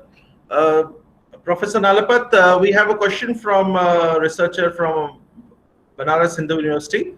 Says that from Nehan Abbas, what is the crisis stability in the West Asia? What exactly you think about that? Can I just ask, Brad wanted to make some point about General Hasnain's point. Brad, will you just go ahead with that point? Oh, that's very kind, Professor. Thank you. I'll just be very quick. Let me be the respectfully provocative American real quickly, and say that we're focusing on stability in the Middle East.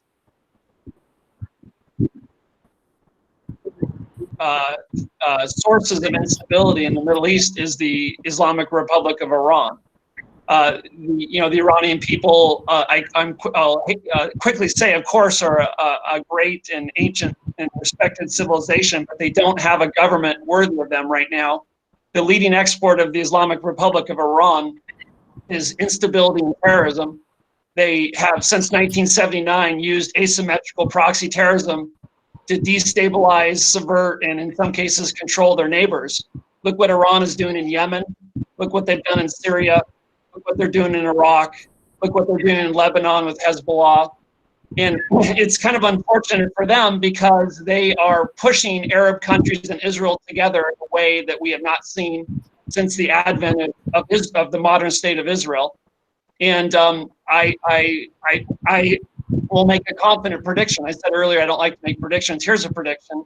You will not have durable stability in the Middle East until the Iranian people have a government worthy of them that's more interested in the welfare of the Iranian people than the export of terrorism.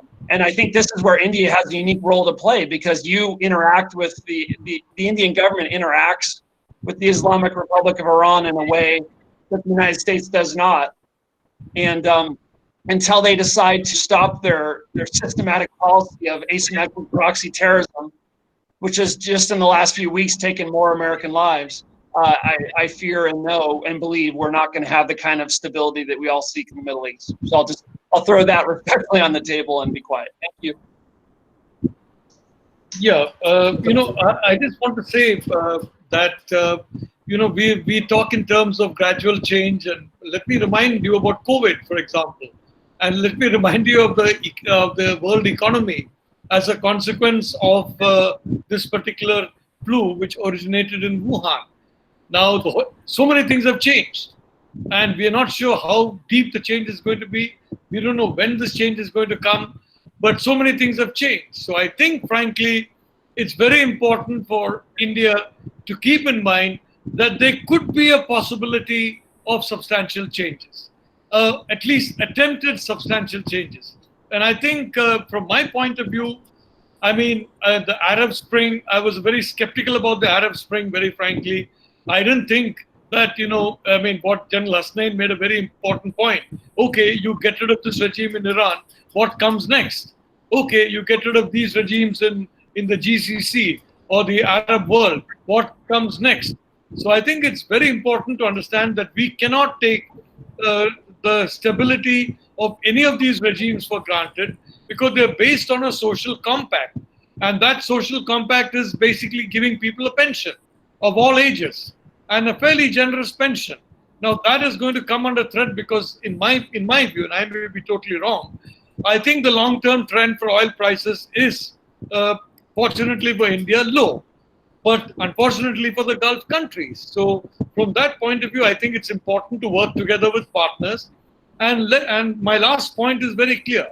There are today two groups emerging in global geopolitics. One group which is emerging very powerfully, if I may say so, is the Sino-Russian alliance. I think Turkey is already a member of that alliance.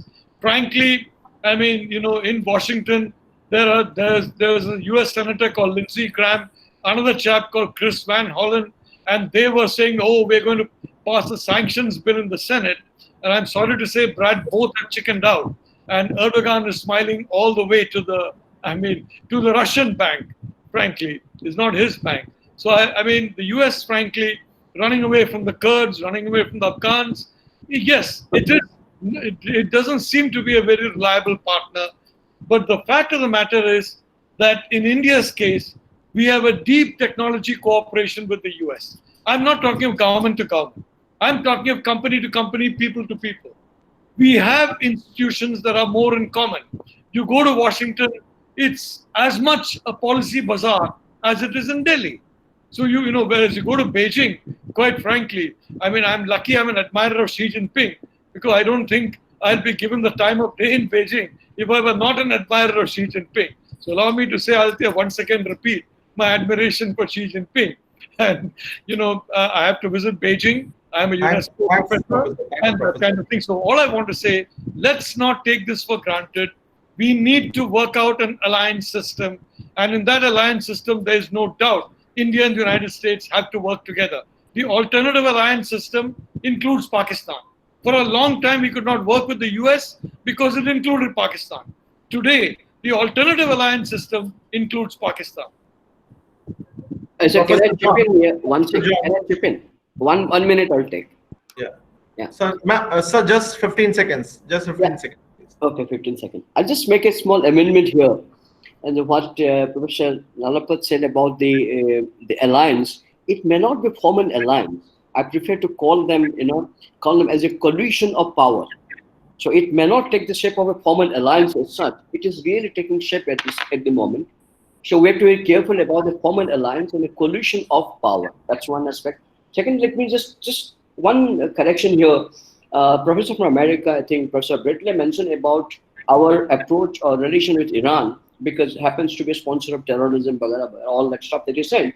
See, there are sufficient conditions to exist in that part of the world, which would always create condition for all the terrorist activities to arise and become active, regardless of India's approach to country X or Y.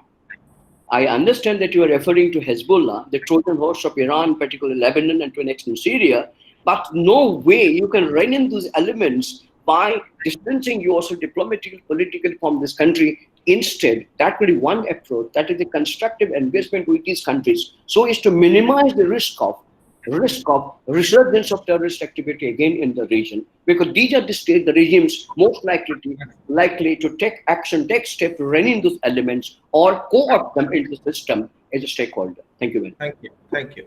Well, Professor John, there is a question for you from Ambassador Wadhwa and also from Rohan Mehta. How serious is the COVID-19 pandemic in Syria? What should be done? Second, what about the news in New York Times? He thinks about which state the virus coming up from the virology lab from Wuhan and not the market. They had stated a specific breed of bats which are not sold in the Wuhan market to be the source for this virus spread.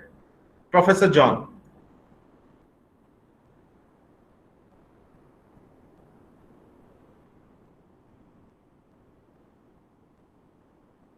Professor John.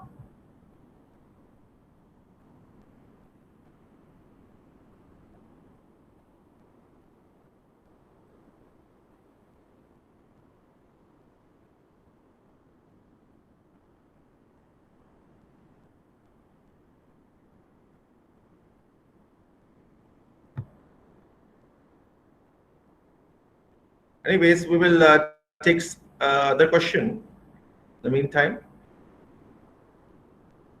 Well, the question is for General Atta. General Atta from Aditya Razdan.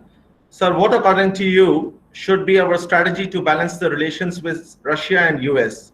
It is evident to increase our relevance in the Middle East and partner with EU or US. However, Russia to play a part in solidifying our stand in global politics. Sir, over to you. Just 20 seconds, 30 seconds max. Very, very, very briefly, let me tell you, I think the fact that we went in for the S-400 deal at the cost of $5 billion should be sufficient to convey that Russia means business for India. Russia is important. It's our age-old partner. It stood by us in 1971 at a very strategic juncture, and we will always need the support of geostrategically. The importance of Russia for us, as far as Central Asia is concerned, as far as Afghanistan is concerned, remains as important as it has always been. The United States, of course, a strategic partnership emerging with the United States is already there. You can't wish it away. It is necessary. The importance of the United States in the Indian Ocean, in the Pacific, and the Indo-Pacific, the Indo-US partnership in Middle East, if required. We have to remain multilateral. There's no doubt about it that our approach in the future will have to remain multilateral, and therefore Russia, despite the emerging Russia-China axis, Russia will always remain a very important power for India. May I make one comment? There's a question from Sam again, then over to you, Brad. Where does India stand in the multipolar world exactly? From Sumir Basil. General Lata. Yeah, sorry, what? I couldn't get that. Where does India stand in the multipolar world? Where does India stand in the multipolar world? Well, I think my last answer itself perhaps was a response to this question also, in the sense that India has had a history of non-alignment. It subsequently had a history of semi-alignment with Russia, with the Soviet Union, in the form of the Indo-Soviet Treaty for 20 years, which was not entirely a defense treaty. And then subsequently, after the Cold War, we've had much closer relationship with the United States. And we have also witnessed a diluting relationship with Russia. But I think sometime in the last 10 years, it has become evident to India that India will have to remain multilateral in its approach. Its interests are worldwide. Regionally, all the major powers, all the big powers play a role here. Economically, we need to have equitable relationships with all these powers. And therefore, India cannot afford to be seen in a Of course, the question will always come up that does India have a special relationship with the United States? I would say yes, but equally we've got a special relationship with Russia. We have a special relationship with the European Union, with Japan. And therefore, as far as India is concerned, I think our emerging position in the world from just a middle power to a bigger power will necessarily demand that our relationships remain multilateral around the world. Brad, over to you. Just a quick, definitely respect the gentleman that's speaking and the clear knowledge and experience that he has. India has exercised its sovereign right to acquire the S-400 from Moscow. That's India's decision to make, of course, not America's. I would just say, for whatever it's worth, as someone here in the U.S. who, for patriotic reasons, is doing everything I can to argue for a stronger U.S.-India defense partnership, New Delhi's acquisition of the S-400 is making my job much harder. When I go and make my argument to why India is a reliable partner for us, one of the first things I hear back is the S-400. Don't get me wrong. I understand that India has a huge inventory of, dare I say, inferior Russian equipment that you have to maintain and supply, and you need parts and logistics for. I get that. But acquiring a system like the S-400 that India is going to use for the next 20, 30 years, and the leverage that that's going to give Moscow over New Delhi, that's a whole nother thing than maintaining some armored personnel carriers. So again, India has the right, of course, as a sovereign nation to do that. I just respectfully think it's short-sighted, and I think it ignores the fact that Russia and China are closer than they have ever been since the 1950s. And China, of course, is the leading patron of Pakistan. And I completely agree with Professor Nalapat that said this authoritarian alliance, a term that, you know, they're increasingly comfortable with using between Russia, China, and Pakistan. I think this Indian grand strategy where you try to have equally good relationships with everyone is admirable, but I think increasingly disconnected from reality. And I think it ignores the ideological component that we have of democracies versus authoritarian governments. Thank you. Understood. Aditya, give me a minute to respond. Sir, give me a minute to respond. Sir, just a minute. Just. I'd like to tell Mr. Bradman, first of all, my name is General Syed Hasnain. I belong to the Indian Army.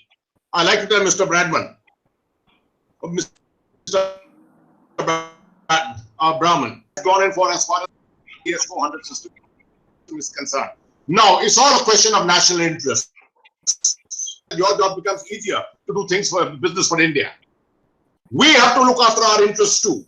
I wish you would say the same thing for Pakistan. Why does the United States have loan which Pakistan was seeking from the IMF was supported by the United States? It could have pressurized Pakistan to such a great extent as far as issues of terrorism are concerned. But the United States chose not to do so.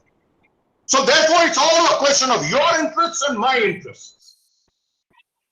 And we have to balance those interests. And that is what we are all talking about here. Thank you, General. Thank you. I have an optimistic note here to Professor Bradley. What I say is very single sentence.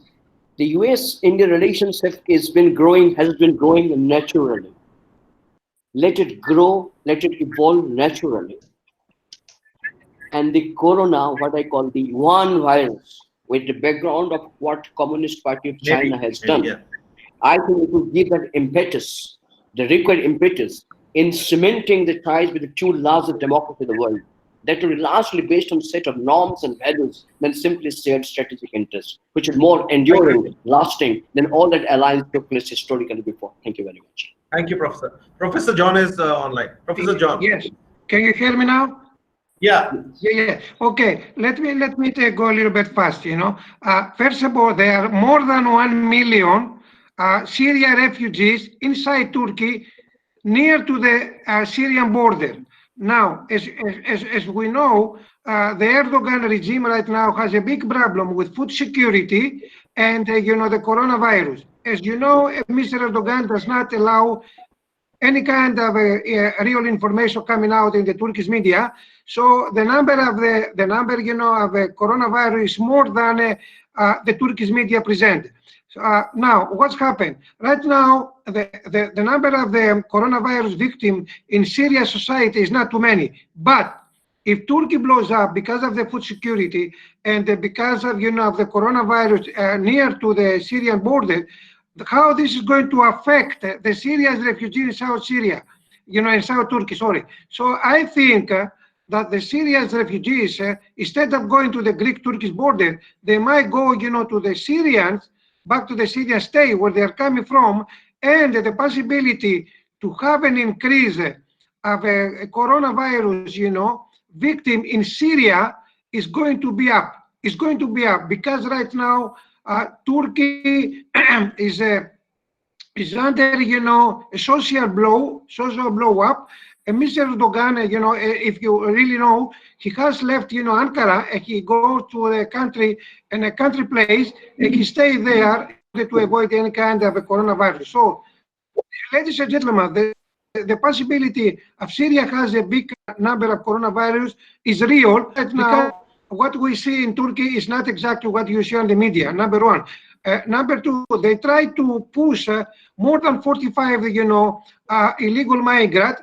Some of them, they have, you know, coronavirus to pass, to violate the Greek border and to pass to Greece. Of course, you know, Greece stopped that because it's going to be, you know, a national security threat for us and a national security threat, you know, for Europe, even though we are in disaster right now. Austria and Poland, stop that. And number three, I want to say to Mr. Nalapat that the Turkish Air Force has hired Pakistani pilot to fly with the Turkish F-16. This is extremely dangerous for us because the Pakistani pilot who flew, the Turkish F-16 don't know anything about Mediterranean and Aegean. So the possibility to have an accident between Greece and Turkey is high.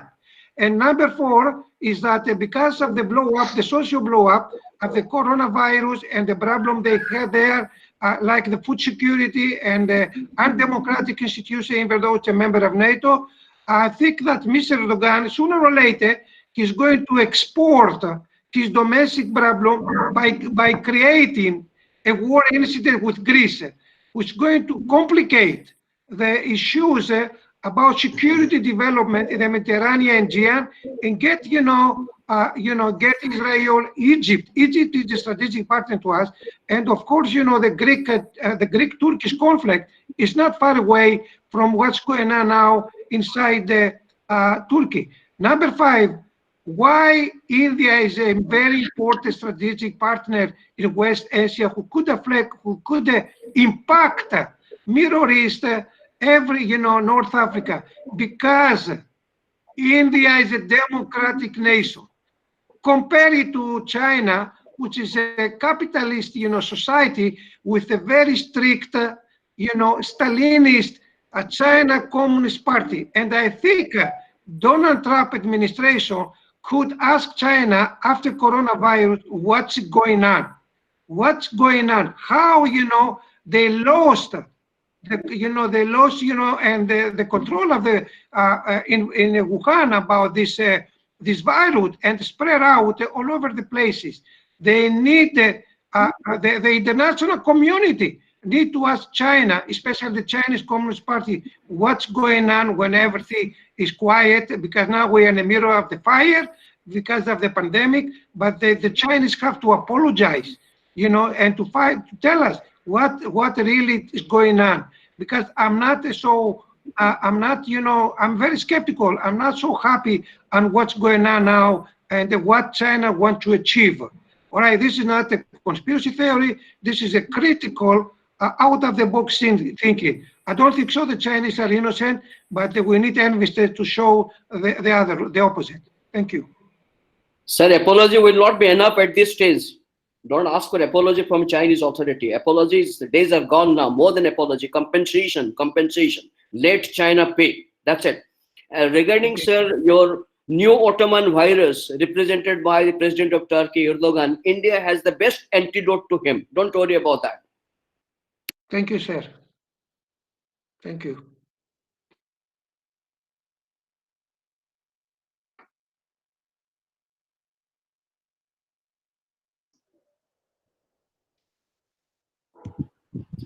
Hello, I'm through, please. Yes. Aditya, your mic is muted. Yeah, hi. Is Professor Nalapat over? No, I just want to say that, I'm glad we're discussing these matters. And yes, I do agree that we have to base ourselves in the present. And I think, we should ensure that whatever opportunities are there should be, in a sense, seized upon. And for that, you may have to resort to, as you said, out-of-the-box policies sometimes. In the case of Russia, there's absolutely no doubt. It's a country which defeated Nazi Germany. It's done tremendous service. As far as India is concerned, it has helped us countless times over and over again. And, I'm quite certain that a very strong relationship needs to be put with it. But I just want to say one small point, that look, I think we must learn to compartmentalize certain things. And we need to compartmentalize, for example, commerce, and we need to compartmentalize security. And yes, I fully agree with the statement that it need not be a formal thing. But the fact of the matter is that neither the United States nor India can ensure primacy for itself in the Indo-Pacific. And I'm talking of the wider Indo-Pacific, including the Pacific and the Indian Ocean. But it can do so as part of an alliance.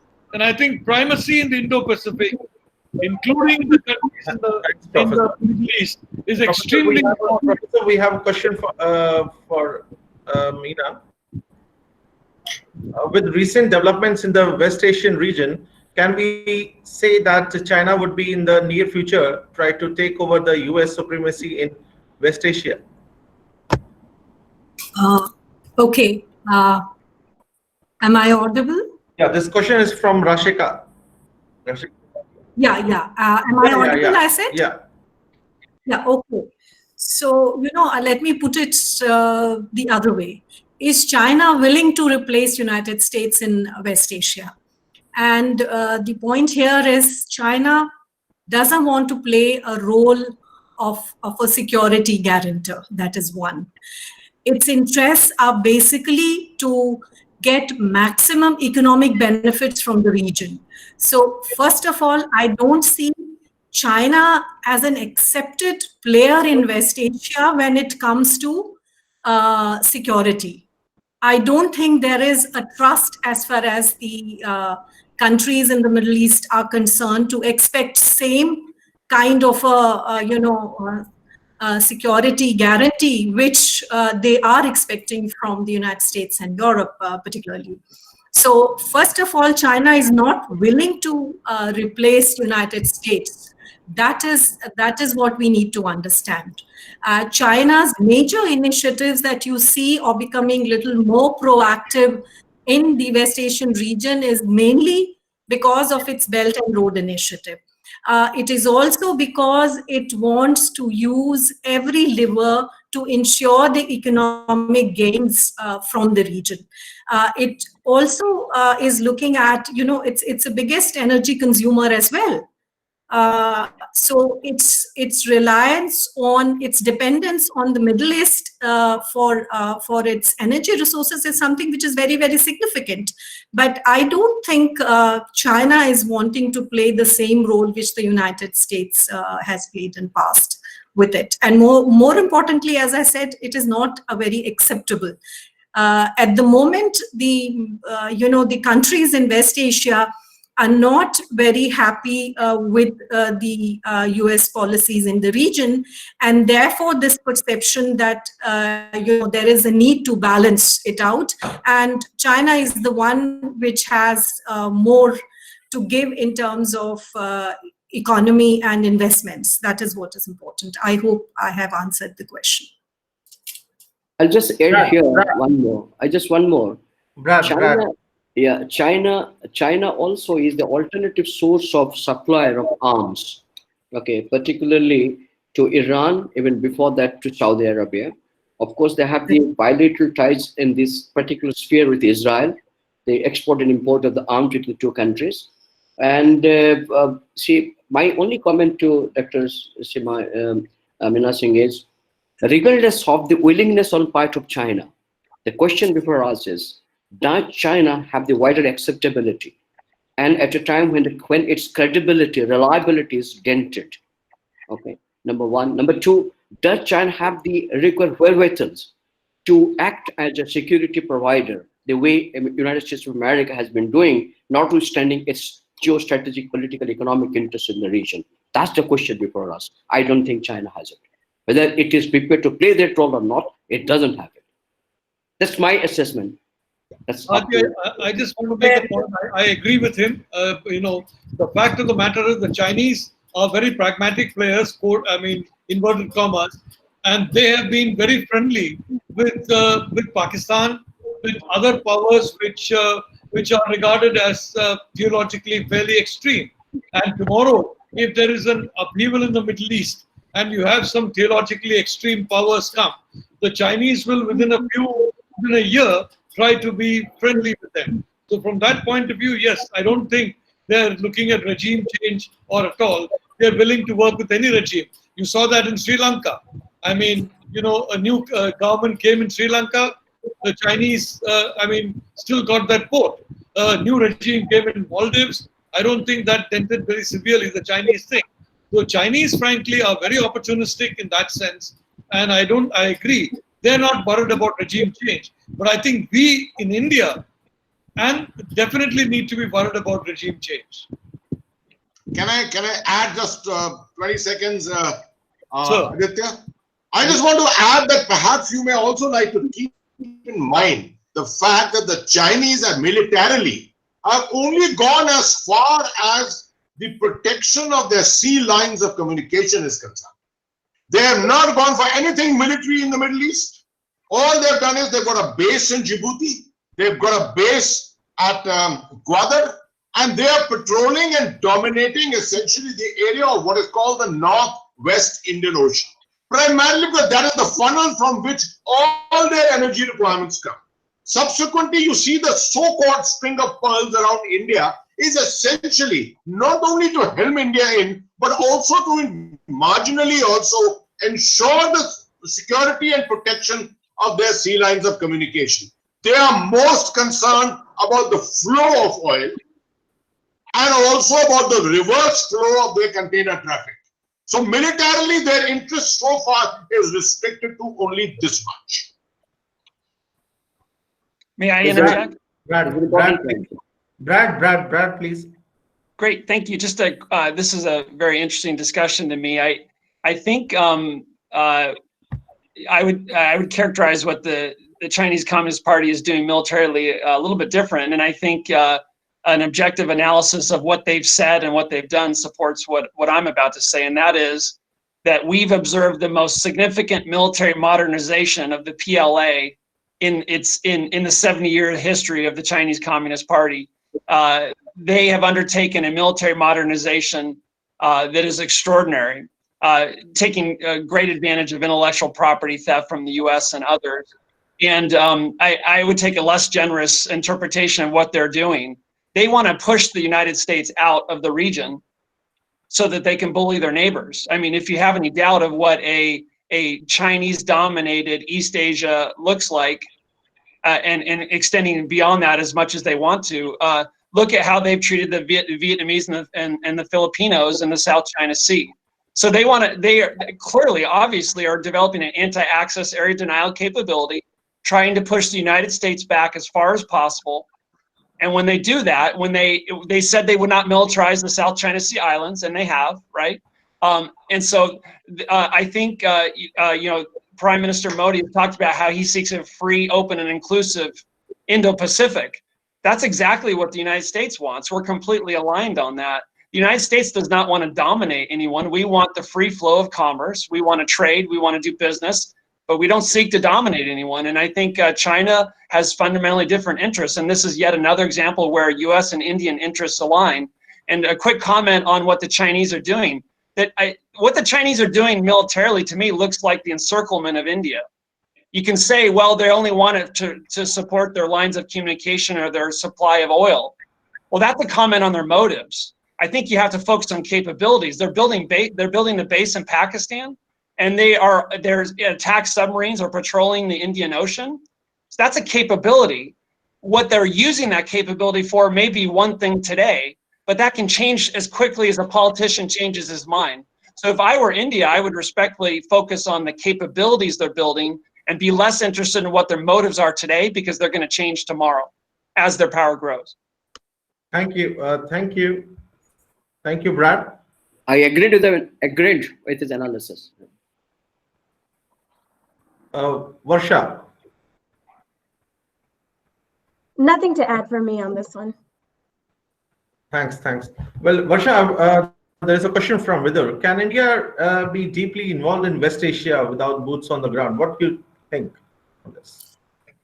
I think that's really interesting. I would say that building off of this conversation we've had about who the ideal security guarantor is for the Middle East, I agree with Meena that it's not going to be China. I don't think that they want to take on that role, because that role would inherently require them to choose a side in a very fractured region. China has been very mercantilist, and so has Russia to a large extent. Their policies towards the region have been very mercantilist, and they're only trying to maximize their comparative advantages and try to get the best deal that they can by playing both sides. I think in the long term, there's, like I said earlier, an interest in the Gulf states. I think the Gulf states would welcome more of an active presence for India, particularly because we in the US haven't set the best example in recent administrations about our own commitment to a very important region. So rightfully so, there are doubts in the Middle East about about whether US retrenchment is happening, and if it is happening, what the timeline is going to be for that. So I think the Gulf is actively shopping for other partners, and there are so many intersecting interests between the Gulf and India. And there are so many intersecting interests between the Gulf and the US, as Brad just pointed out. In many ways, it would be quite natural for the US and India to work together in providing a security cover for the Gulf. And the Gulf states are becoming more militarily assertive, but it's not monolithic. We've sort of seen the UAE really take the lead on this one, and it's come at the cost of damaging the UAE's relations with the other Gulf states, which are, at the end of the day, they don't have manpower. They're very limited in how large they can make these militaries unless they're willing to change their really strict citizenship laws and expand the meaning of what it means to be an Emirati or a Kuwaiti or a Qatari. I don't think that willingness is there in the Gulf at the moment, which means for the foreseeable future, through the medium term at least, let's say, the Gulf is going to have to rely on other countries for its security cover. And I think India is poised to play a very full role in that. Can I add? Yeah, please. Well, the question was, can India play a role without putting boots on ground? The simple answer would be yes, it can. It doesn't need to put boots on ground, number one. Number two, it has developed a very strong security partnership with individual, countries in the Middle East. So I don't think there is any need, nor is there any demand from them. But what they need is the defense diplomacy or the training and the cooperation. I'm sure General Hasnain would be a better person to talk about defense diplomacy.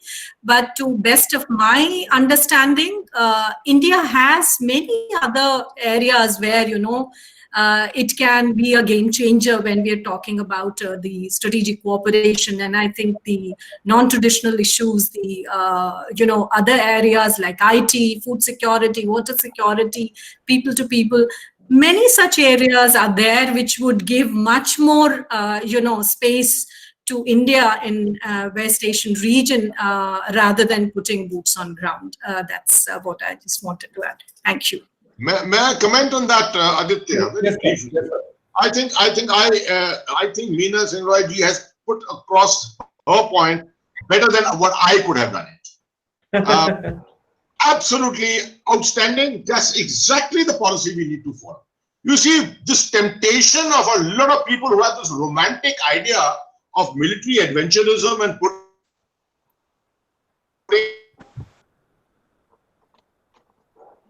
boots on ground in Afghanistan and all over the world must be capable, and then think of doing that. I think the same thing can be achieved through soft power, which we have achieved to a very great extent in Afghanistan, for example, and through other domains. Training, for example, it doesn't have to be operational. It can be through military training. It can be a military to military relationship. I do not think we need to go in for some relationship like the way Pakistan developed with Saudi Arabia.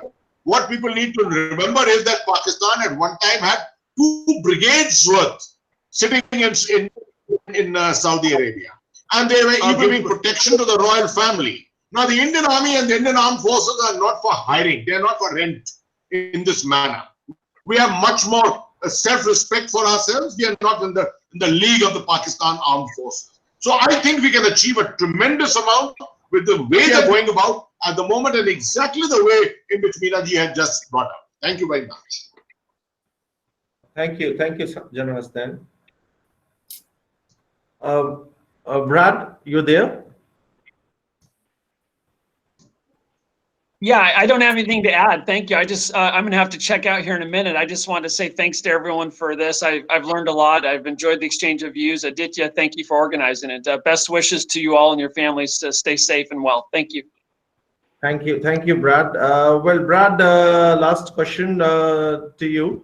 from Ambassador Madhav, that can USA work with India on security of the Gulf?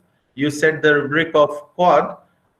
Australia and Japan have limited interest, but India has huge energy and economic and human resources stakes in Gulf.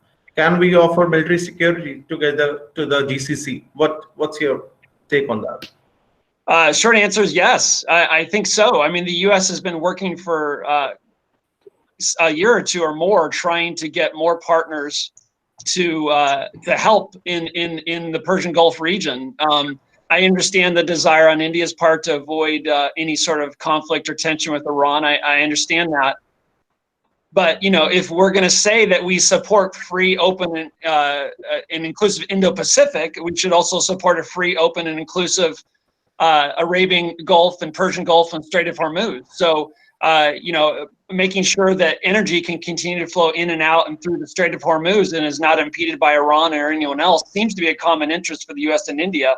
And there's a lot of ways that that can be done. It's not just surface vessel, Indian surface vessels. There's UAVs. There's there's sensors, ISR, things that can be sent to basically send the message to everyone that we support the free flow of commerce and energy through the Strait of Hormuz. So it strikes me that that might be an area, in addition to the many other non-military areas that India already does, that where the U.S. and India could work more together. Thank you. Thank you. One more question, Brad, for you. That what role does international law play in the U.S.-Iran conflict? I'm not an international lawyer, but I've dealt with the Iran issue for a long time, first in the U.S. Senate and now where I sit. I would just say that the whole purpose of the max pressure campaign that the Trump administration is implementing it's often forgotten. The goal is to bring Iran back to the negotiating table. People of good faith and smart people can disagree on whether we should have nixed it or fixed it in terms of the old Iran deal, try to just correct it or dump it altogether. Regardless, here we are, and the U.S. has implemented a max pressure campaign not to go to war with Iran, but to try to bring them back to the negotiating table to implement an Iran nuclear agreement that doesn't have the fundamental flaws that the Joint Comprehensive Plan of Action did. It's been extraordinary to me the lengths that the Islamic Republic has been willing to go to avoid sitting down with the United States. I hope that they do. Otherwise, I fear things are only going to get worse. Thank you. Thanks, Brad. Now I would request all the speakers to give their concluding remarks, please. General Hasnain, start with you. Well, I think my first concluding remark is that I must thank you, Aditya, for organizing such an outstanding webinar. Right, and I hope to have many more of these. But to sum up what has gone on in the last almost 2 hours, I think we're seeing the beginning. There's no doubt that this whole COVID-19 coronavirus crisis has affected the world, and from terms of geopolitics and geostrategically in different ways. It is still too early. There's no doubt it's going to have a tremendous geo-economic effect on the world, particularly in the Middle East, and as far as India is concerned, as far as China and the big powers are concerned. But for us to predict anything at this stage may be yet too early. We need to keep our options open. There is going to be a tremendous amount of change as far as the international security order is concerned. There is going to be quite a standoff between the United States and China. How much of their interdependency is going to ensure that some kind of a stabilization continues will ultimately dictate the way in which the world will remain stable through the next 2 to 3 years. Thank you very much, everyone, and look forward to see you all again. Thanks, General. Professor John. Well, I wish to thank you personally and everybody for this great,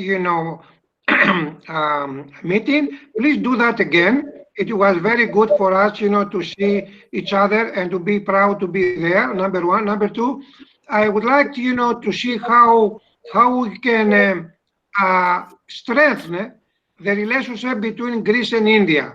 I'm willing to, I'm willing to develop any kind of institutional collaboration with a research foundation and university between my institute and Greece. So Greece and Israel and India must be strong. Please rely on me. And if you want to communicate with me, you can find easily my email. Sure. And And the remark that I want to make, and this is that Europe, the European Union, as you know today, is not going to be the same after the coronavirus. I think that Europe is going to be transformed to lose northern and southern members of the European Union, because the Italian disaster is going to affect the cohesion of the European Union in the near future. That's what I want to say.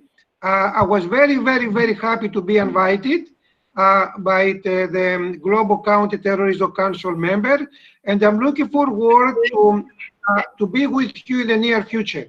You know, and in Greece today, I mean, this week is a holy week. We have Easter time. I wish you, you know, God bless you, God bless India, and please stay safe and healthy in your beautiful and lovely country. Thank you very much for the opportunity. Thank you. Thank you. Professor Mohapatra, please. Oh, thank you, Aditya, for having organized a timely and successful interaction, and for also inviting me as a participant.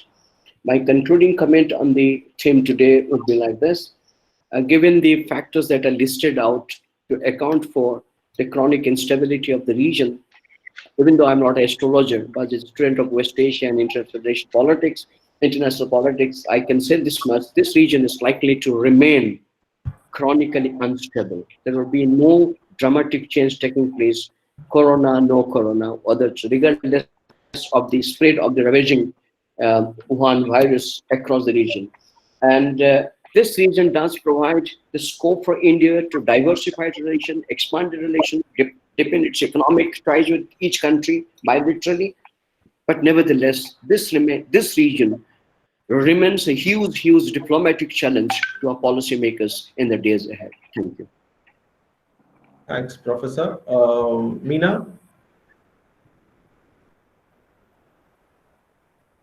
Is Meena there? He's muted. Yeah. Okay. Varsha, please. No, I think Meena's there. She's on mute. Varsha, please. Okay. All right, then. Well, thank you for convening this. It's been a pleasure to hear from you all, to learn from you all. I hope to have many more of these. And thank you, Aditya, for inviting me as a panelist. My concluding remark is very short. I think India is ascendant in the West Asia, North Africa region, and there's going to be a lot more interesting developments through the medium to long term. And I have no doubt that India is setting itself up to play a dominant role, a very positive role, to shape the trends in these regions. Thank you. Professor Nalapat, concluding remarks, please.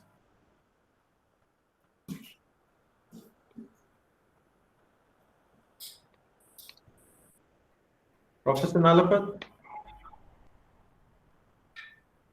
I think he left. Okay. Hello, can I conclude? Meena, please. Yeah. Yeah, I just want to thank you, Aditya, and for making me part of this discussion. In my concluding remarks, I just want to address the major theme, the theme which was discussed. What are the prospects of stability in West Asia? I think Professor Mohapatra very correctly said it is very difficult to predict anything in this unpredictable region.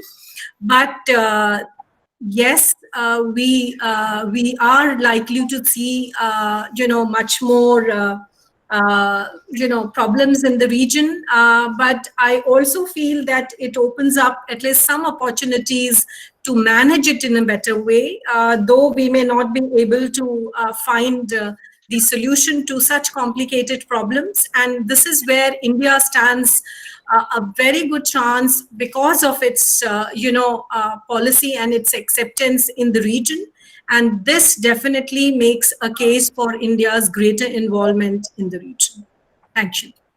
Thanks, Meena. Brad.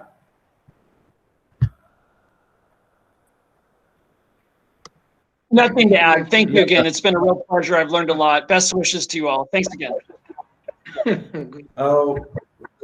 Thank you all the distinguished preliminary speakers for your great insights on the topic. I will start by thanking Bradley Bowman, the CMPP director from FDD, followed by Professor John Nomikos from Greece, and Meena Singh Roy, the West Asia head for IDSA, and then Varsha.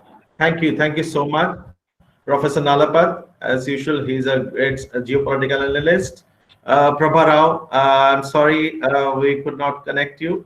There could be a problem on reference to the technology. So sorry that we couldn't get you. And General Hasnain, I mean, it was great to have you. Great to have you. And yes, last but not the least, the lovely audience and the back-end team of GCTC. Thank you all, especially Rahul Banerjee, Shweta Bansal, and Rashika. Thank you so much, and thank you all. Thanks for your time. Thank you. Bye bye. Okay, bye bye.